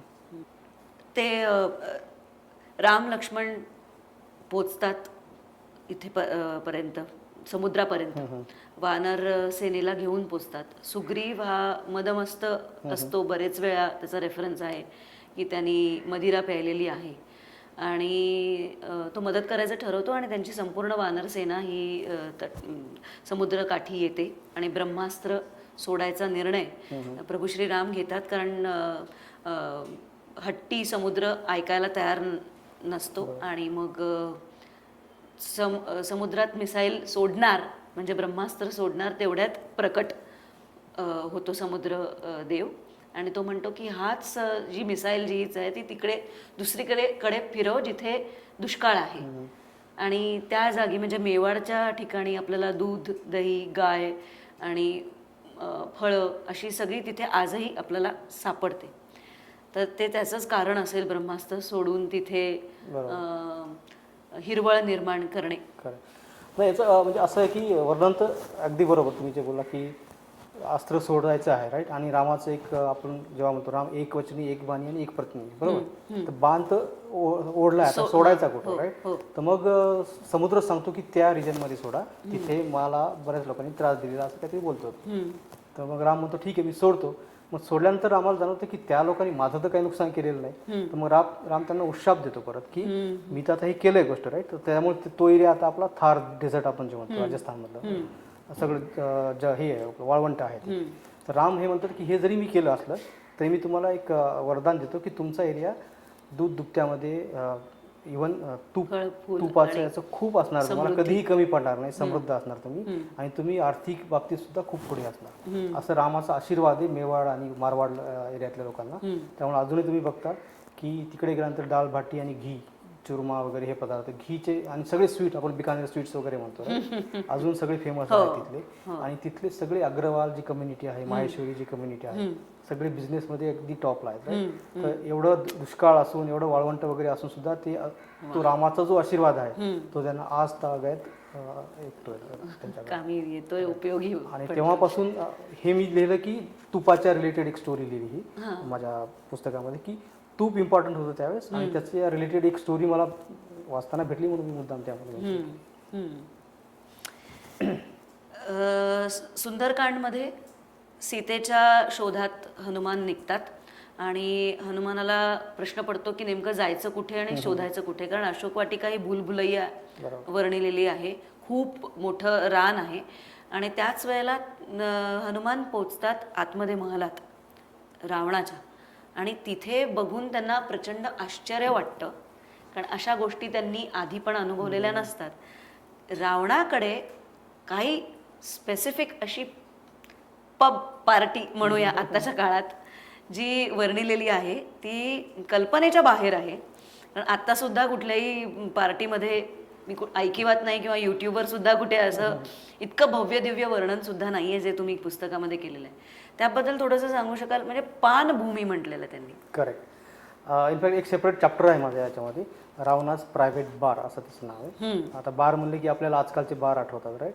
आणि जेव्हा मी ते वाचलं त्यावेळेस सुद्धा मी आश्चर्यचकित झालो की ते जे डिस्क्रिप्शन आहे, पहिल्यांदा वाल्मिकी ऋषींना मानायला पाहिजे, परत एकदा नमन करतो मी परत एकदा, कारण त्यांनी जे डिस्क्रिप्शन केलं आहे अक्षरशः आपल्याला असं वाटतं की आपण एक ड्रोन कॅमेरा घेऊन तिथे गेलो त्या रूममध्ये आणि सगळं असं शूटिंग करतायत. एक्झॅक्टली तसं डिस्क्रिप्शन आहे. तर जेव्हा ते पानभूमी म्हणतात, पान म्हणजे मद्यपान आणि ती भूमी, तो हॉल त्याच्यासाठी बनवलेला होता. तर तिथले सोफ्याचं वर्णन आहे, त्या रचना एकदम लॅविश सोफे वगैरे. तिथे बऱ्याचशा स्त्रिया ज्या रावणाने पकडून आणलेल्या म्हणा किंवा त्याच्यावर भाळलेल्या दागिने पण बरोबर, अर्धवट दागिने पडलेले, अर्धवट पिलेल्या अवस्थेमध्ये त्या पडलेल्या, कोणाचे ग्लास पूर्ण भरलेले आहेत, कोणाचे अर्धे भरलेले आहेत. खाण्याच्या बाबतीत सुद्धा बरेचसे पदार्थ वेगवेगळे ठेवलेले आहेत. परत तिथे हे वर्णन आहे नॉनव्हेजचे वेगवेगळे पदार्थ, वेगवेगळे प्राण्याचे मीठ असे वेगवेगळे आहेत. राईस आहे, फ्लेवर्ड राईस आहे, मसाला राईस आहे. आता आपण जे म्हणतो ना बिर्याणी किंवा आजकाल पुलाव वगैरे वगैरे, आता याचं जर रूट काढायचं गेलं आणि हे जे डिस्क्रिप्शन वाचलं तर मला वाटतं हे इथूनच चालू झालं ह्या गोष्टी. तर आता जर कोणी जर पेटेंट करायला घेतलं की बिर्याणी हैदराबादी बिर्याणी किंवा आपण असं म्हणतो ना, किंवा मुघलांनी बिर्याणी आणली वगैरे, हे अक्षरशः खोटं पडलं. कारण हे जे डिस्क्रिप्शन वाचलं आपण, क्लिअरली कळतं की त्या काळात सुद्धा एक्झॅक्टली सेम पदार्थ होते असे तिथे ठेवलेले होते. आणि ते जे वर्णन आहे की अर्धवट खाल्लेलं, अर्धवट पडलेलं खाले, पिण्याच्या गोष्टी अर्धवट पिलेल्या, कोणी असं एकोणएकाच्या अंगावर पडलेले आहेत, म्हणजे एक्झॅक्टली बारमध्ये जेव्हा रात्री डिस्क्रिप्शन असतं की पिल्यानंतर वगैरे, सेम डिस्क्रिप्शन याच्यामध्ये आहे. तर वाल्मिकी ऋषींनी हे स्वतः पहिल्यांदा इमॅजिन कसं केलं असेल, जर इमॅजिन केलं, किंवा क्रिस्टल बॉल्स पण क्रिस्टल बॉल्स आहे, त्यातले वेगवेगळे पॉट्स जे आहेत ते सगळ्याच गोल्डन पॉट्स, इंट्रिकेट डिझाईन पण आहे त्याच्यावर, खूप कोरीव सगळं डिस्क्रिप्शन आहे. त्याच्या आधीच्या चॅप्टरमध्ये त्या विमानाचं, पुष्पक विमानाचं डिस्क्रिप्शन आहे. पण कमिंग बॅक टू आपला टॉपिक जो आहे पानभूमीचा, तर एक्झॅक्टली म्हणजे त्यामध्ये सुद्धा माझ्यासाठी अजून हा एक महत्त्वाचा चॅप्टर होता जिथे मला खूप रेफरन्स भेटले. लिस्ट ऑफ फूड आर्टिकल, गोड होते, राईसचे वेगळे पदार्थ, मसाला राईस, कर्ड आणि सॉल्टच्या मध्ये मॅरिनेट केलेले नॉनव्हेज पदार्थ. आता सॉल्ट याच्यामध्ये black salt, specially black salt लिहिलं आहे, त्यासाठी एक वेगळा शब्द आहे त्यामध्ये. तर ब्लॅक सॉल्ट सुद्धा त्या काळामध्ये होता, ती टेक्नॉलॉजी सुद्धा होती त्यावेळेस, राईट. तर हे सगळ्यात महत्त्वाचं माझ्या दृष्टीने तरी वाटलं मला त्यावेळेस. तर येस, म्हणजे भन्नाट, एकदम भन्नाट. इकडे बघितलं तर कौशल्याचं किंवा भारद्वाज ऋषींच्या तिथे जे वर्णिलेलं आहे फारच सात्विक आणि असं आल्हाददायी आणि असं डोळे विस्फारून बघण्यासारखी झाडं, पानं, फुलं आणि त्यातनं निघालेले द्रव्य पदार्थ. आणि इकडे रावणाकडे गेल्यानंतर तेच त्याचं विभित्स आणि भव्य दिव्य असं अचाट आणि अफाट करणारं खाण्याचे पदार्थ आणि पिण्याचे पदार्थ असे तिथे वर्णिलेले आहेत. आणि हे मी परत आपल्या मेन टॉपिकशी जोडू शकतो की ही पर्सनल चॉईस आहे, खाण्यापिण्याची जी चॉईस आहे पर्सनल आहे. जर मला मी सात्विक राहणार तर, कारण मी मुद्दाम यासाठी बोलतो की त्याच पॅलेसच्या थोडं दूर जेव्हा हनुमान जातो बिभीषणाच्या घरी, तिथं डिस्क्रिप्शन एकदम उलट आहे, एकदम सात्विक. आणि बिभीषणाचं जेव्हा डिस्क्रिप्शन करण्यात त्यावेळेस एकदम नॉर्मल गोष्टी असतात, असं ह्या गोष्टी तिथे कुठेच नाही. तर म्हणजे म्हणायचा अर्थ हा की एक थोड्या अंतरावर ह्या दोन तुमच्या स्वभावाचा तुमच्या खाण्यामुळे परिणाम होऊ शकतो. आता कुंभकर्ण कुंभकर्ण आणि त्याचं जेवण हा एक मोठा विषय आहे. म्हणजे एक वेगळीच युनिव्हर्सिटी आहे असं आपण म्हणूया. कारण त्याच्याकरता बनवलेले पदार्थ त्याला आवडतात, त्या गोष्टी त्याच्याकरता तयार करून ठेवणे. म्हणजे त्यामध्ये काही ठिकाणी तुम्हाला वाचताना असं लक्षात आलं आहे की म्हशी आहेत, रानडुकरं आहेत, तळलेले काही पदार्थ आहेत. तर भाताचा मेरू डोंगर एवढा भात त्याच्याकरता तयार केला होता असंही त्याच्यामध्ये उल्लेख आहे. आणि कचा कचा तो खायचा, असं बोटानी 1, 2, 3 अशी वानरं उचलून त्यांनी खाल्लेली आहेत असंही वर्णन आहे. तर नरभक्षक तो होता का? म्हणजे होताच, पण अजूनही काही राक्षस आहेत ते त्यांच्याबद्दलही आहे, त्याबद्दल आपण बोलूच. पण एकूणच एक प्रचंड मोठी युनिव्हर्सिटी आपण म्हणूया, फूड टेक्नॉलॉजी त्यांच्याकडे होती. आणि तो खायला बसायचा तेव्हा तो काय काय खायचा आणि काय काय प्यायचा याचं जे काय वर्णन तुम्ही केलेलं आहे, जे वाल्मिकींनी पण इतक्या सविस्तररित्या सांगितलेलं आहे, ते अचंबित करण्यासारखं आहे. तर तुम्हाला काय वाटतं की असा एखादा तो कुंभकर्ण खरंच एवढा मोठा असेल आणि तो एवढं खात असेल? जसं तुम्ही म्हणला की हे जे कॅरेक्टर आहे रामायणावरलं, वाल्मिकी ऋषींनी जे लिहिलेलं आहे, सगळ्यात फॅसिनेटिंग कॅरेक्टर आहे. आणि आत्ताच्या रेफरन्समध्ये बोलायचं तर बऱ्याचशा सिरियलमध्ये किंवा वेब सिरीजमध्ये आपण जायंट हा शब्द पाहतो. गेम ऑफ थ्रोन्समध्ये याच्यामध्ये जायंट आपण बघितलं, राईट. तसाच हा जायंट मला तरी माझ्या ऑब्झर्वेशन वाटलं, हा एक त्या काळचा जायंट होता. त्याला जो शाप होता की खूप वेळ झोपायचा कंटिन्युअस, थोडा वेळ उठायचा, खायचा आणि परत झोपायचा, हा त्याला शाप होता. किंवा तो डिसऑर्डर आजकालच्या स्टडीमध्ये तसे डिसऑर्डर सुद्धा आहेत. इनफॅक्ट मी सरस्वतीला वर मागताना त्याची जीभ झाली वळली आणि त्याला वेगळंच वरदान मिळालं. तर जेव्हा निलेश योग सरांचं पॉडकास्टमध्ये एके ठिकाणी त्यांनी सांगितलं की हे जे डिस्क्रिप्शन जे लिहिले रामायणामध्ये, एक्झॅक्टली सेम डिस्क्रिप्शन एक डिसऑर्डर एका स्टडी केली त्यामध्ये सेम डिसऑर्डर आहे की एक्झॅक्टली कंटिन्युअस तो पेशंट झोपतो, उठल्यानंतर त्याला एक तर खाण्याची खूप हे होते हो. आणि सगळे सेन्स त्याचे ॲक्टिव्ह होते. त्याला वाटतं की सगळे सेन्स मी उपभोगावे, राईट. तर ते सेम एक्झॅक्टली कुंभकर्णाच्या बाबतीत आहे. इनफॅक्ट रावणाने त्याच्यासाठी व्यवस्थाही तशी करून ठेवली होती. एक मोठा महाल बनवला होता, आजकालच्या भाषेमध्ये एअर कंडिशन, सगळ्या फॅसिलिटीज वगैरे ते, आणि उठलं की लगेच त्याला खाण्याची तयारी, सगळ्या गोष्टी करून ठेवल्या होत्या. आणि जेव्हा रामायणामध्ये त्याचा एंट्री होते, राईट, तर ते युद्धकांडामध्ये होतं की युद्ध जेव्हा चालू होतं, बाकी सगळे एक एक एक एक मरतात त्यांच्या साईडनं, राक्षसा साईडनं, मग त्याला उठवायची वेळ येते. तर त्याला त्याच्या आधी 9 दिवसाआधीच तो झोपलेला असतो. त्याच्या आधी किंवा जेव्हा ते शांती दूत वगैरे अंगद वगैरे येतो त्यावेळेस इनफॅक्ट कुंभकर्ण सांगतो की युद्ध करू नकोस, हे तू चांगलं केलेलं नाही, आणि तो जाऊन परत झोपतो. आणि मग तेवढ्या काळात युद्ध चालू होतं आणि नंतर मग त्याला उठवायची वेळ येते. तर आपण बरेचदा सिरियलमध्ये बघितलं की त्याला ढोल वाजून उठवतात, हे करतात, राईट. तर ते ढोल वाजवण्याचं याचं तर डिस्क्रिप्शन नाही, पण फूडचं आहे, फूडच्या फ्लेवरनं तो उठतो, अन्न पदार्थ ते ठेवतात. आणि मग त्याच्या खाण्याची जी व्यवस्था आहे, तर ते डिस्क्रिप्शन इतकं चांगलं केलं की माउंटेन्स ऑफ राईस, राईट, म्हणजे डोंगर आहे वगैरे, राईट. आता त्याच्यामध्ये पोएटिक सुद्धा असू शकेल बऱ्याचशा गोष्टी, पण जेव्हा हे लिहितात, राईट, एवढे मोठे इवन सहस्त्र म्हणजे 2000 घट दारूचे त्यांनी केलेले, किंवा उठल्यानंतर रावण स्पेसिफिक ऑर्डर देतो की त्याला हेल्थ ड्रिंक पाठवा त्याला हे करण्यासाठी, त्याच्यासाठी हे ड्रिंक्स पाठवा, त्यासाठी हे करा, असे पूर्ण ऑर्डर आहेत रावणाच्या, आणि त्या सगळ्या तिथे अरेंज केलेल्या आहेत. तर ओव्हरऑल ह्या डिस्क्रिप्शन वाटतं की तो जायंट आहे, खूप खातो, सगळ्या तरीकेच्या गोष्टी खातो, आणि तो जेव्हा तो ॲक्च्युअल युद्धामध्ये उतरलेला असतो त्यावेळेस जे समोर दिसेल तर सगळं खात राहतो. झाडं पानं ते तर आहेच आहे, वानर दिसले वानरं खाणार, इवन राक्षस दिसले स्वतःचे ते खाणार. असं वर्णन आहे की त्या तोंडातून राक्षसाचे आतडे वगैरे असे दिसत आहेत, वानराचे आतडे दिसत आहेत, आणि तो असा पूर्ण रणभूमीतून फिरतोय, प्रत्येक पायाखाली सगळ्यांना मारतोय, असं म्हणजे हिंस्र टाईपचं सुद्धा डिस्क्रिप्शन आहे. आणि ते झोपेतून उठवताना जे अन्नपदार्थ दिले त्याचं सुद्धा डिस्क्रिप्शन आहे. तर यस, फॅसिनेटिंग कॅरेक्टर आहे. आणि शेवटी त्याचा मृत्यूसुद्धा तसाच झालेला आहे. रामाने लक्ष्मण त्याचे हात वगैरे तोडून, नंतर धड वगैरे तोडून तो पडलेला आहे. नेमकं कुंभकर्णाचं हेल्थ ड्रिंक काय होतं हे जर तुम्हाला जाणून घ्यायचं असेल तर त्याकरता तुम्हाला पुस्तक वाचणं गरजेचं आहे. फूड कल्चर इन वाल्मिकी रामायणामध्ये त्याचा व्यवस्थित उल्लेख केलेला आहे. शूर्पणखा ही नरभक्षक होती हे आपल्याला कळतं, कारण श्लोकामध्ये त्याचं वर्णन आहे. ती लक्ष्मणाला सांगते की मी राम आणि सीतेला खाते आणि मग तू माझ्याशी लग्न कर. तर खरंच अशी माणसं खाऊ शकत होती? फक्त शूर्पणखा नाही, बरेचसे राक्षस त्यांच्याबद्दल जेव्हा वर्णन येतं, सगळ्यात आधी बालकांडामध्ये ताटिका राक्षसीन जी आहे तिला रावण मारायला जातात, ती सुद्धा नरभक्षक म्हणून वर्णन केलेलं आहे. त्याच्यानंतर पुढे 1-2 कदंब आणि असे 2-3 राक्षस आहेत, त्यांचं डिस्क्रिप्शन विराट वगैरे, ते सुद्धा नरभक्षक आहेत. शूर्पणखाचं जसं स्वतः ती तोंडानं म्हणते.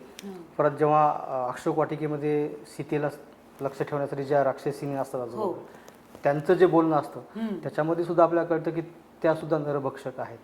डायरेक्टली त्याचं डिस्क्रिप्शन असं आहे की हिनं जर ऐकलं नाही उद्या रावणाने मारायला सांगितलं तर आपण तिचे असे पीसेस करू, तू हे खा मी हे खा, असं इथपर्यंत डिस्क्रिप्शन दिलेलं आहे त्याचं.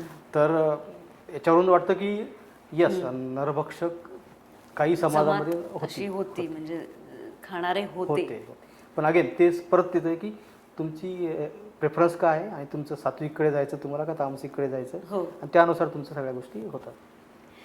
रामायणामध्ये द्रोणागिरी पर्वत आणि संजीवनी बुटी याला प्रचंड महत्त्व आहे. लक्ष्मण जेव्हा मूर्छित होतो तेव्हा हनुमान जातो, द्रोणागिरी पर्वतच उचलून आणतो आणि त्या संजीवनी बुटीचा वापर करून तिथला वैद्य त्याला कोमातून बाहेर काढतो. असं आपण वाचलंय, ऐकलंय, बघितलंय सिरियल्समध्ये, आणि आपल्या सगळ्यांना ते माहिती आहे. संजीवनी बुटी आणि इतर जडीबुटी जे मिळत होते तेव्हा, तर त्याबद्दल तुम्ही थोडंसं सांगू शकलात तर फारच इंटरेस्टिंग होईल. मला मान्य आहे की बऱ्याचशा बुट्या ज्या आहेत त्या तुम्ही इथे पुस्तकामध्ये मेन्शन केलेल्या आहेत, पण त्या सगळ्या आपल्याला आता स्क्रीनवर सांगता येणार नाही, याचं कारण असं की वेळेचा अभाव आहे. पण तरीसुद्धा थोड्याफार बुटींबद्दल तुम्ही सांगू शकलात तर.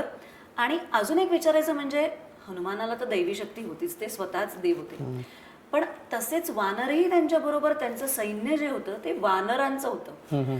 आणि अशी वानरं होती म्हणे हम्पीमध्ये की एका डोंगरावरनं दुसऱ्या डोंगरावर ते उड्या मारत जाऊ शकत होते, इतकी शक्ती होती. ती फक्त फळं खाऊन होती का अजून काही ते खात होते, असं काय होतं बरोबर. हे मला तुम्हाला विचारायचं. इंटरेस्टिंग. लाईक माझ्यासाठी सुद्धा हा एक फार महत्त्वाचा टॉपिक आहे या बुकमध्ये. जेव्हा मी वाचायला चालू केलं तर खूप इंटरेस्टिंग गोष्टी कळाल्या. एकतर जेव्हा बालीला मारलं राईट, त्यानंतर सुग्रीव राजा झाला आणि सुग्रीव रामाला मदत करणार होता ह्या सगळ्या पुढच्या गोष्टीसाठी. तर मग सुग्रीवांनी काय केलं की सेना गोळा करायला चालू केली. तर सुग्रीव हा पूर्ण वानराचा, जगातल्या पूर्ण वानराचा राजा होता त्यावेळेस. तर त्यांनी काय केलं, सगळीकडे मेसेंजर पाठवले की आता या आपल्याला युद्धासाठी जायचं आहे. तर पूर्ण जगातून वानर यायला येत होते. तर त्यावेळेस त्यांनी प्रत्येक वेळेस येताना काय केलं, आपण जसं कुठे जाताना गिफ्ट वगैरे घेऊन जातो, तर प्रत्येक वानर टोळींनी त्यांच्या एरियामध्ये जे काही चांगले फळं असायचे, जे काही चांगले जडीबुटी औषधं वगैरे ज्या गोष्टी सगळे घेऊन आले असं वाल्मिकीने स्वतः लिहिलेलं आहे. हिमालयातून असं एक ठिकाणी संदर्भ आहे की हिमालयातून येताना तिथल्या वानरांनी असे फळं आणले की एक फळ खाल्लं की तुम्ही महिना तुम्हाला भूक लागत नाही, असं स्पेशली लिहिलं आहे त्यामध्ये. तर हे फार इंटरेस्टिंग वाटलं त्यामध्ये. कमिंग टू आपलं द्रोणागिरीचा इन्सिडेंट, माझ्यासाठी तिथे अजून एक मोठं सरप्राईज होतं की आपल्या सगळ्यांना माहिती की हनुमान तिथे गेला हिमालयात, ते कळालं नाही कोणती एक्झॅक्टली झाड आहे ते, म्हणून पूर्ण पर्वतच आणला राईट. पण हे एकदा नाही दोनदा केलं त्या हनुमानाला. काय 2 वेळेस हनुमानाने तिकडे गेला आणि पर्वत आणला. हे आपल्याला बऱ्याच जणांना माहित नाही, आपण फक्त एकदाच असल्याचं माहिती. तर दोनदा असं होतं की एकदा पहिल्यांदा राम लक्ष्मण दोघांनाही नागपाश हे होतो, जेव्हा इंद्रजित शक्ती मारतो नागाची आणि मग तो नागाचा वेढा घालतो. तर त्यावेळेस एकदा हनुमान आधी जातो, ती जडीबुटी घेऊन येतो आणि मग ते गरुड सुद्धा येतात त्यावेळेस. मग ते गरुडांना ते नागपाश वगैरे ते निघालतात. मग त्यांनी दोघं ते फ्री होतात. दुसऱ्या वेळेस परत काय होतं, जेव्हा रावणाशी लक्ष्मणाचं युद्ध होतं त्यावेळेस रावणाची एक शक्ती लक्ष्मणाला लागते आणि लक्ष्मण मूर्छित पडतो. तर त्यावेळेस परत एकदा हनुमान जातो आणि तिथून जाऊन परत त्यावेळेला पूर्ण द्रोणागिरी पर्वतच उचलून आणतो. करेक्ट. आणि हे डिस्क्राईब करताना वाल्मिकींनी त्यात संजीवनी बुटी वगैरे 2 टाईपच्या वेगवेगळ्या बुटी, आधीच्या वेळेस वेगळी बुटी आणि ह्या वेळेस वेगळी बुटी, त्याची नावं वगैरे मी बुकमध्ये दिलेत. आणि त्याचं ह्या काळामध्ये त्याचं बऱ्याच जणांनी रिसर्च केलं की एक्झॅक्टली संजीवनी बुटी म्हणजे काय.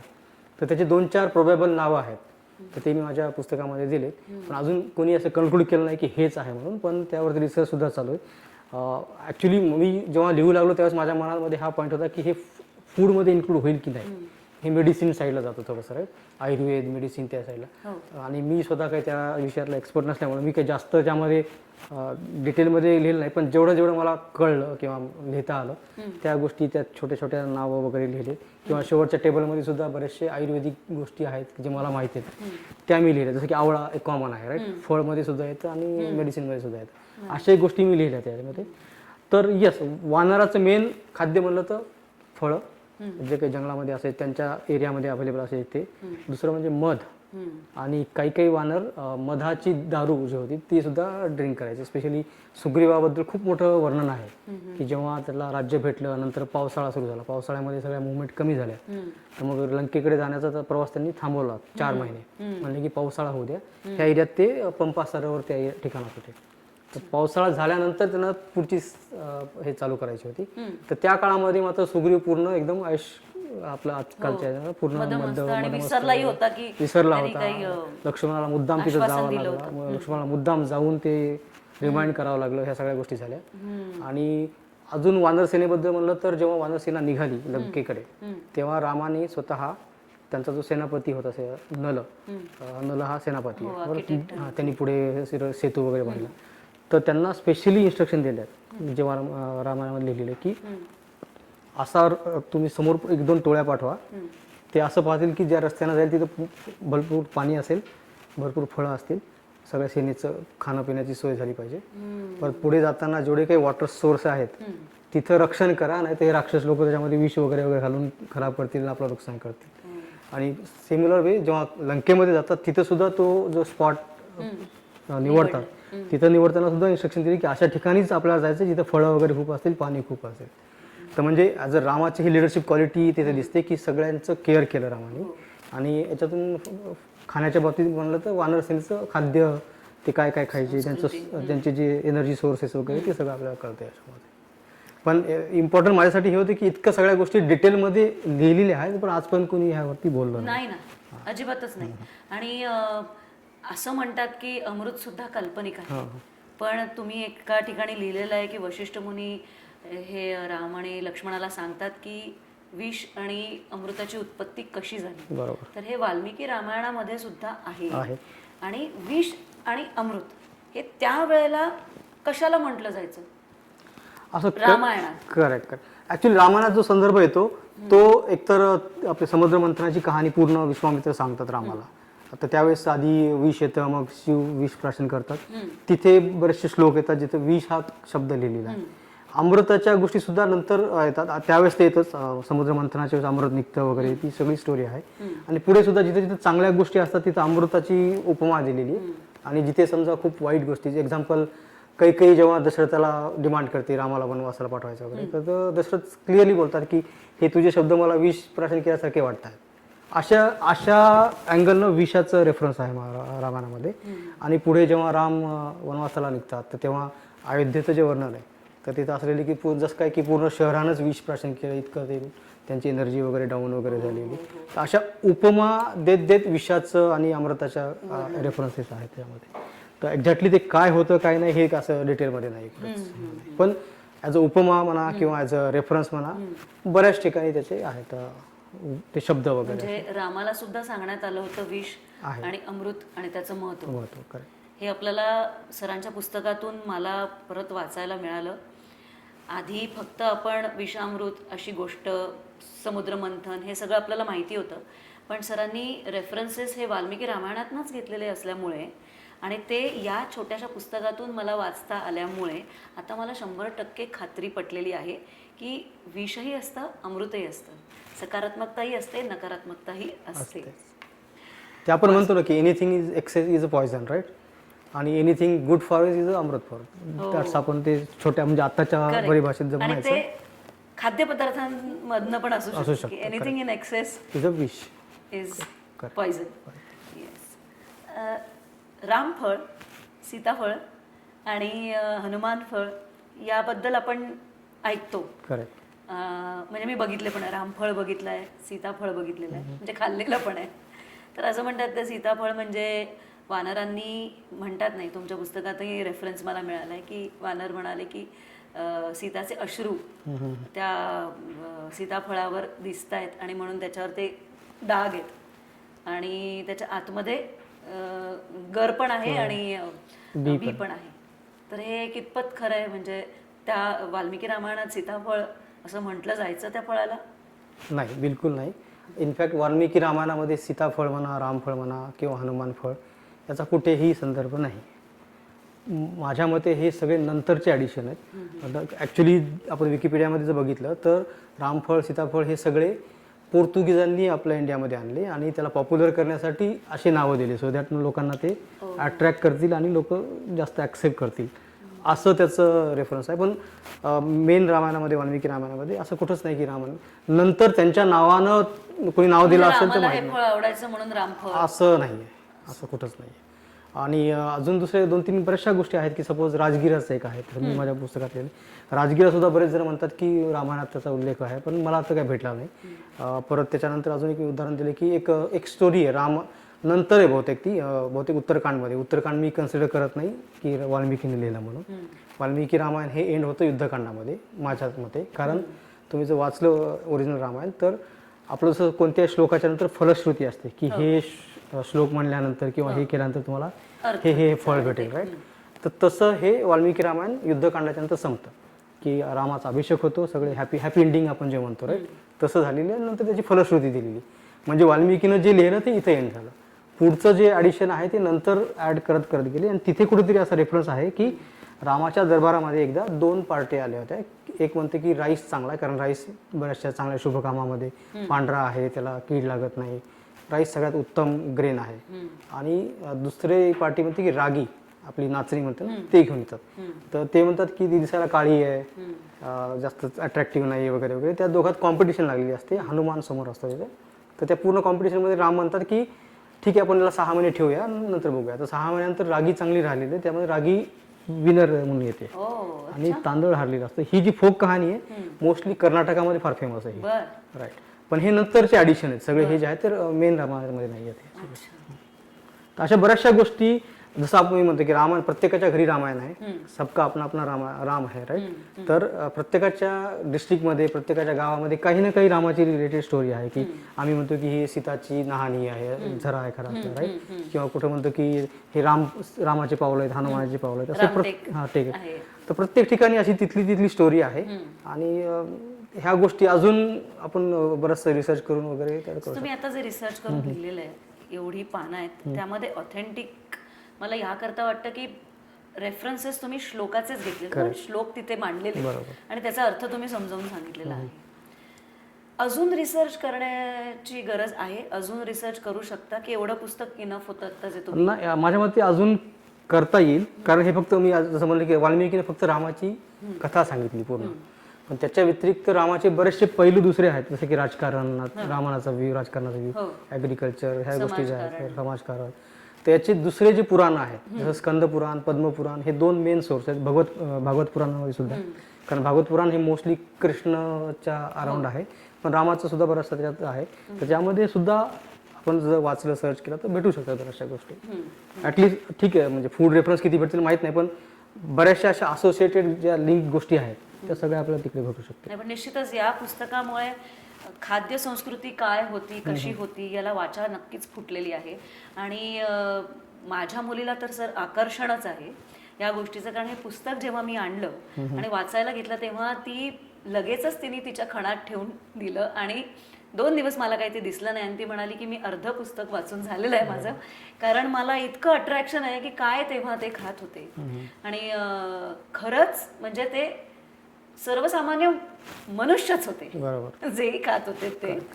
आणि राक्षसी वृत्ती पण होती आणि राक्षसी अन्न पण होतं, जे त्यांना त्यांच्या पद्धतीने त्यांना वागायला, बोलायला, आपण म्हणतो की खाद्यपदार्थ सुद्धा अवलंबून असतं, तुम्ही काय खाताय त्याच्यावर सुद्धा तुम्ही कसे वागताय, बोलताय ते अवलंबून असतं. हे पुस्तक याकरता विशेष आहे सर.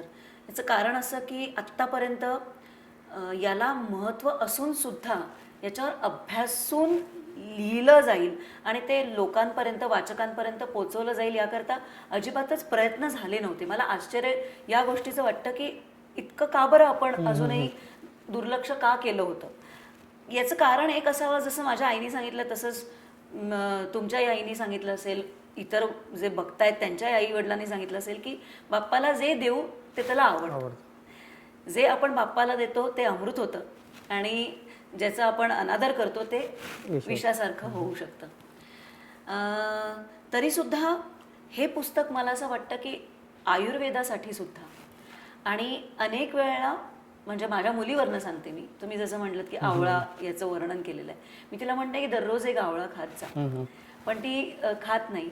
पण आता मात्र ती खरंच विचार करायला लागेल की आवळा त्यावेळेला सुद्धा खाल्ला जात होता आणि त्याचे परिणाम आणि त्याचे उपाय म्हणून किंवा जसं संजीवनी बुटी आहे, तर आयुर्वेदामध्ये सुद्धा लोकांचा विश्वास वाढत जाईल. हे पुस्तक वाचल्यानंतर मेनी फोल्ड्स त्याचा उपयोग वेगवेगळ्या पद्धतीने होणार अशी मला खात्री वाटते. सर, काही गोष्टी अशा आहेत ज्या न पटणाऱ्या आहेत काही लोकांना, किंवा त्यांनी मनाने ठरवूनच टाकलेलं आहे की राम हे सगळं करत नव्हता, हे वागणं म्हणते, आणि राम शिकार करत नव्हता, अवेळी शिकार करत नव्हता, किंवा गरज असेल तरच करत होता, किंवा जे तो प्राशन करत होता, जेवत होता, तर ते दैवीच असावं असंही मानलं जात आहे, किंवा काय खाऊ नये आणि काय खावं यावरही खूप बोललं जातं. ॲक्सेप्टन्सचा जेव्हा विषय येतो की हे आपल्याला मान्य करावं लागेल की काही गोष्टी अशा होत्या ज्या प्राणी खात होते, या अमाऊंटला खात होते, इतक्या प्रमाणात खात होते, तर ते इथे या पुस्तकातून नमूद केल्यामुळे ते स्पष्ट होत आहे की राक्षस हे राक्षसासारखेच खात होते. म्हणजे आता मला कधी प्रश्न पडणार नाही किंवा मुलीलाही प्रश्न पडणार नाही की तुझे आजोबा पणजोबा हे जेवत असताना 70 गुलाबजाम एकत्र खाल्लेले आहेत. याच्यावर जसं आपल्याला विश्वास बसत नाही, तसंच हे पुस्तक वाचल्यानंतर मला असं वाटतं की प्रमाणच आहे एक प्रकारे पुस्तक. हा प्रवास जो तुमचा आहे पुस्तकाचा, तर तो आता तुम्हाला जास्तीत जास्त लोकांपर्यंत पोहोचवण्यासाठी ही माध्यमं तर आहेतच ऑनलाईनची, पण असे काही फूड कल्चरवाले किंवा फूड टेक्नॉलॉजीवाले तुम्हाला बोलवतात का? तुमचं काही कुठे लेक्चर किंवा प्रमोशन अशा पद्धतीने होतं का? खरं सांगायचं तर आत्ता हे रामनवमीला लॉन्च झालं आपलं, म्हणजे पब्लिश झालं बुक, राईट. हो. त्याच्यानंतर मला माझ्या कॉलेजकडनं ऑलरेडी टचमध्ये आहे, ते बोलवतात सुद्धा. आणि अजूनही बरेचसे फोरम मला बोलवत आहेत पॉडकास्टसाठी. हिंदीमध्ये आहेत, इंग्लिशमध्ये आहेत.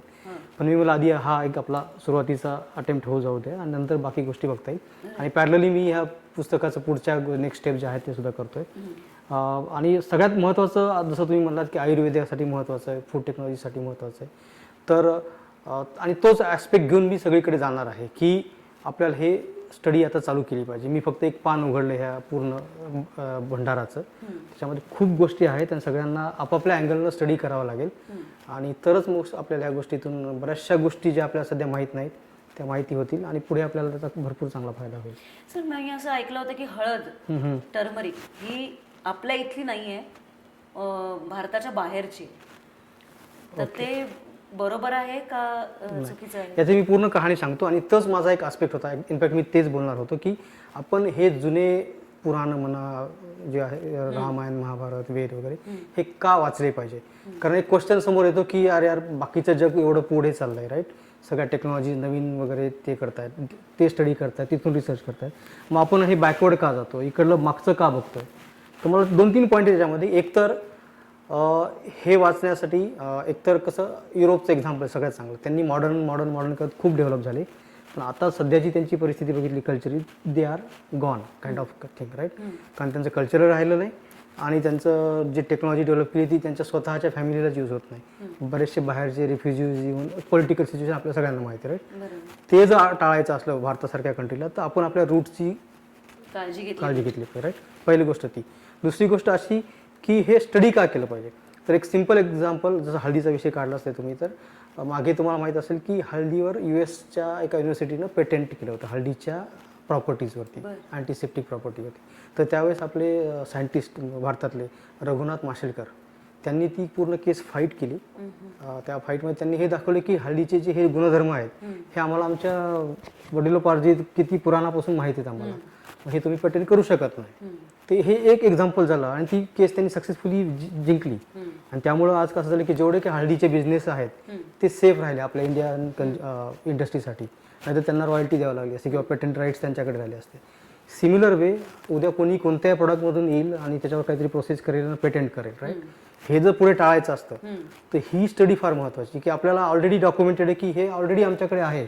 1400 वर्षापूर्वी आम्ही गोष्टी आम्हाला माहिती आहेत. You cannot patent it. तर त्यासाठी हा सगळ्यात महत्त्वाचा गोष्ट आहे. परत आयुर्वेदिक मुलांसाठी, मला आयुर्वेदिक जे शिकतात वगैरे त्यांच्यासाठी सुद्धा बरेचसे आयुर्वेदिक झाडांचे नाव आहे त्याच्यामध्ये. परत बरेचसे फुलं वगैरे, बॉटनिक सायन्स जे शिकतात त्यांच्यासाठी बरेचसे फुलाचे वेगवेगळे दुसरे प्लांट, सगळ्यांचे खूप खूप नाव आहे. कारण सगळं अरण्याचं वर्णन आहे. 3 टाईपचे वर्णन येतात, वन, अरण्य आणि वाटिका. वन म्हणजे सेमी फॉरेस्ट, अरण्य म्हणजे एकदम घनदाट जसं दंडकारण्य वगैरे, आणि वाटिका म्हणजे मॅनमेड जे पॅलेसच्या आजूबाजूला असतं. तर प्रत्येक ठिकाणचे झाडं वेगळे, प्रत्येक ठिकाणचे फुलांचे झाडं वेगळे. ते डिस्क्रिप्शन तर मी दिलंच नाही कारण माझ्याशी रिलेटेड नव्हतं, मग मी ते बाजूला ठेवलं. पण हे प्रत्येक सायन्सच्या ब्रँडसाठी हे फार महत्त्वाच्या गोष्टी आहेत की they can always come here, read the things. आणि हे सगळ्यात ओल्ड नॉलेज, 14,000 वर्षापूर्वीचं आपण बोलतो, राईट. हे असं हे नॉलेज प्रत्येकानं आपल्या स्टडी करून जर बुक्स फॉर्मॅटमध्ये किंवा त्याच्यामध्ये आणलं तर इन फ्युचर हे असे मिसयूज जे होतात, पेटेंट करणं वगैरे वगैरे, ते सगळे टाळता येतात आणि आपलं जे ट्रॅडिशनल नॉलेज आहे ते कुठेतरी आपल्याला सेव्ह करता येईल. तुमच्या पुस्तकातही राम, प्रभू श्रीराम आणि माता सीता खरंच काय जेवत होते हे कुठेही स्पष्टपणे वाल्मिकींनी पण टाळलंय बहुतेक, कारण त्यांच्या याच्यात कुठे उल्लेख नाही आहे असं तुम्ही म्हणता. पण त्या वेळेला जी संस्कृती होती, म्हणजे भात लावत होते, त्यानंतर गहू होता, मका होता, फळं होती, फुलं होतं, कंदमुळं होती आणि त्याचबरोबर मीठसुद्धा होतं. तर या सगळ्या गोष्टी एकूणच जर त्या लिहिलेल्या आहेत, नमूद केलेल्या आहेत, तर या सगळ्या गोष्टी तिथे खाल्ल्या जात होत्या हे मात्र निश्चित आहे. पण असं कुठेही कवितात्मक दृष्ट्या जे श्लोक मांडलेले आहेत, रामाचं म्हणा, सीताचं म्हणा, लक्ष्मणाचं म्हणा, दैवी रूप असल्यामुळे, देवच असल्यामुळे ते नेमके त्यांच्या ताटात काय वाढून खात होते, राईट, हा एक करेक्ट. याला जर डायरेक्ट जर क्वेश्चन जर घेतला तर राम लक्ष्मण सीता मीठ खात होती की नाही, राईट, हा डायरेक्ट क्वेश्चन जर म्हणायचं तर याचा आन्सर मी 2 टाईप देऊ शकतो. एक तर एका सेंटेन्समध्ये देऊ शकतो किंवा थोडंसं बॅकग्राऊंड सांगून डिस्कस. तर आधी मी डिटेलमध्ये देतो की एकतर हे जे प्रश्न आता येत आहेत, राईट, त्याचे 2 कारण आहेत की आपण आत्ताची परिस्थिती माइंडमध्ये घेऊन हे विचार करतो की त्यावेळेस कसं असेल, राईट, आणि परत आपण रामाला आत्ता देव मानतो. ॲक्च्युली पण ते मनुष्य रूपात देव होते, राईट, मनुष्य अवतार होते. तर त्या काळात ज्या काही गोष्टी मनुष्याला करायच्या होत्या त्या सगळ्या रामाने केलेल्या, राम लक्ष्मण सीताने, राईट. आता राहता प्रश्न की त्यांनी मीठ खात होते की नाही, तर वाल्मिकी रामायणामध्ये कुठेही डायरेक्ट रेफरन्स असा नाही आहे की राम लक्ष्मण सीता भरत यांच्यापैकी कोणीही डायरेक्टली असं घेताना खात किंवा हे मी खातोय असं कुठंच नाही आहे. हां, काही ठिकाणी हंटिंग किंवा मृगाला मारणं वगैरे, हंटिंग ते तर क्षत्रिय असल्यामुळे त्यांना करावं लागत होतं, त्या समाजामध्ये ते ॲक्सेप्टेबल सुद्धा होतं. 2-3 श्लोक आहेत जिथे की लोक जे निगेटिव्ह साईडनं बोलतात त्यांचे वेगवेगळे इंटरेस्ट असतात, आपण त्याच्यामध्ये जायचं गरज नाही, कारण त्यांना त्यांचे इंटरेस्ट त्यांच्याकडे राहू द्या. पण आपण जर एक तटस्थ म्हणून जर बघितलं तर जे श्लोक जर वाचले आपण, 3 श्लोक आहेत त्याच्यामध्ये. एक तर पहिला जो कौशल्य माताचा श्लोक आहे त्याच्यामध्ये अमिशम हा शब्द आहे. अमिशम म्हणजे प्रलोभन सुद्धा असू शकतं किंवा त्याचं मांस सुद्धा असू शकतं किंवा त्याचं ट्रान्सलेशन इंग्लिशमध्ये फ्लेश असतं. तर मी माझ्या पुस्तकामध्ये शेवटी कन्क्लुडेशनमध्ये हे केलं की flesh can be fruit flesh also आणि flesh can be meat flesh also, right. तर ते आपण कसं घ्यायचं ते आपल्याला तिथं वाल्मिकीने क्लिअरिटी अशी क्लिअर दिलेली नाही. पुढे एके ठिकाणी असं आहे की चित्रकूटमध्ये बहुतेक राम आणि सीता एके ठिकाणी अशी बसलेली असतात डोंगरावरती आणि त्यांच्या हातात एक खाद्यपदार्थ असतो, कोणता असतो ते लिहिलेलं नाही. राम म्हणतात हे किती छान लागतं आणि सेवरी टेस्ट म्हणतात ते, आणि हे किती छान लागतं आणि भाजल्यानंतर तर अजून चांगलं लागायला. असे 2 शब्द किंवा 2 वाक्य त्याच्यामध्ये. आता हे म्हणतात इदम मेद्यम असा शब्द त्याच्यावर, इदम म्हणजे हे. तर हे म्हणजे काही असू शकतं, हे नॉनव्हेज सुद्धा असू शकतं ज्यांना नॉनव्हेज म्हणायचं आहे, मी तर म्हणणार नाही. आणि व्हेज सरळ कंदमूळ सुद्धा असू शकतं, कंदमूळ सुद्धा आपण भाजतो आणि खातो, भाजल्यानंतर चांगलं लागतं. कणीस सुद्धा, मकाचं कणीस आपण भाजतो, ते खाल्ल्यानंतर अजून चांगलं लागतं. तर असं सुद्धा असू शकतं त्यामध्ये. पण आता शेवटी ते पोएटिक फॉर्ममध्ये त्याचा कसा अर्थ घ्यायचा आणि त्याला कुठल्या अँगलनं कुठं न्यायचं ते ज्यांचं त्यांनी ठरवायचं, पण असं डायरेक्ट कुठं रेफरन्स नाही.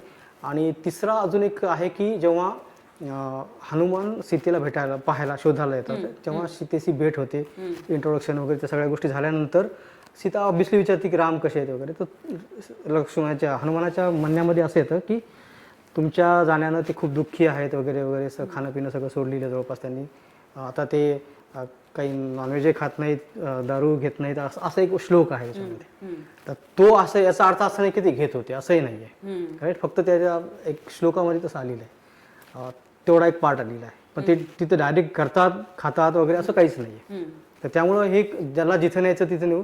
आणि माझ्यामध्ये तर मी म्हणेन की हे डिस्कशनच व्हायला नाही पाहिजे, कारण हा टॅबू जो प्रकार आहे हा नंतर आलेला आहे. स्पेशली जेव्हा जैनिझम, बुद्धिझम ह्या गोष्टी इंडियामध्ये आल्या त्यावेळेस मग आपण अहिंसा वगैरे ह्या गोष्टी पाळायला थोडं जास्त त्याकडे गेलो आपण, राईट. जसे माणसाचं इव्होल्युशन आलं मग नंतर कळायला लागलं की अहिंसा वगैरे वगैरे, जसं कल्चर डेव्हलप होत गेलं.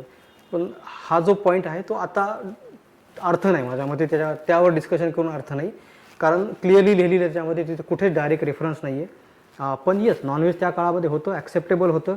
इव्हन आपण जे 2 एक्झाम्पल डिस्कस केले, भरद्वाज ऋषी आणि वशिष्ठ ऋषी, त्यांच्या आश्रमामध्ये आर्मीला ते नॉनव्हेज खाऊ घातलं त्यांनी, राईट. म्हणजे ते त्या लेवलला त्या सोसायटीला जे खात होते त्यांच्यासाठी ॲक्सेप्टेबल होतं, बरोबर. मग त्याचा विचार करून आपण जर इथं त्याला वेगळ्या अँगलनं घेतलं तर ते एकदम डिफरंट होऊन जाईल. आणि मला तरी त्या याच्यात जायचं नाही. मी माझं जे स्टडी मला जे दिसलं मी ते याच्यामध्ये मांडलं आणि मी तिथपर्यंत माझं मी हॅपी आहे. बरोबर. आता तुम्ही सहज बोलता बोलून गेलात की मला तर तसं काही म्हणायचं नाही किंवा मी ते मानत नाही, याचाच अर्थ एक असा मी लावते आहे. आणि जे आपण आत्ता खाद्यपदार्थ आपण वाचलेले आहेत, राक्षस, वानर, राम, अयोध्या, तर त्यावरनं आपल्याला असं लक्षात येतं आहे की जे आपण खातो त्याचा परिणाम आपल्या वागण्या बोलण्यावर होतो. एवढंच क्लिअर दिसतं त्यात, एवढंच क्लिअर. आणि ते वाल्मिकी ऋषींना तेच दिसलं, त्यांनी तेच मांडलं. आणि आपल्याला तटस्थ अभ्यास केला तर तसं वाटतं की जे आपण खातो तशी आपली वृत्ती होते आणि तसंच पुढे आपल्याला फळ भेटतं.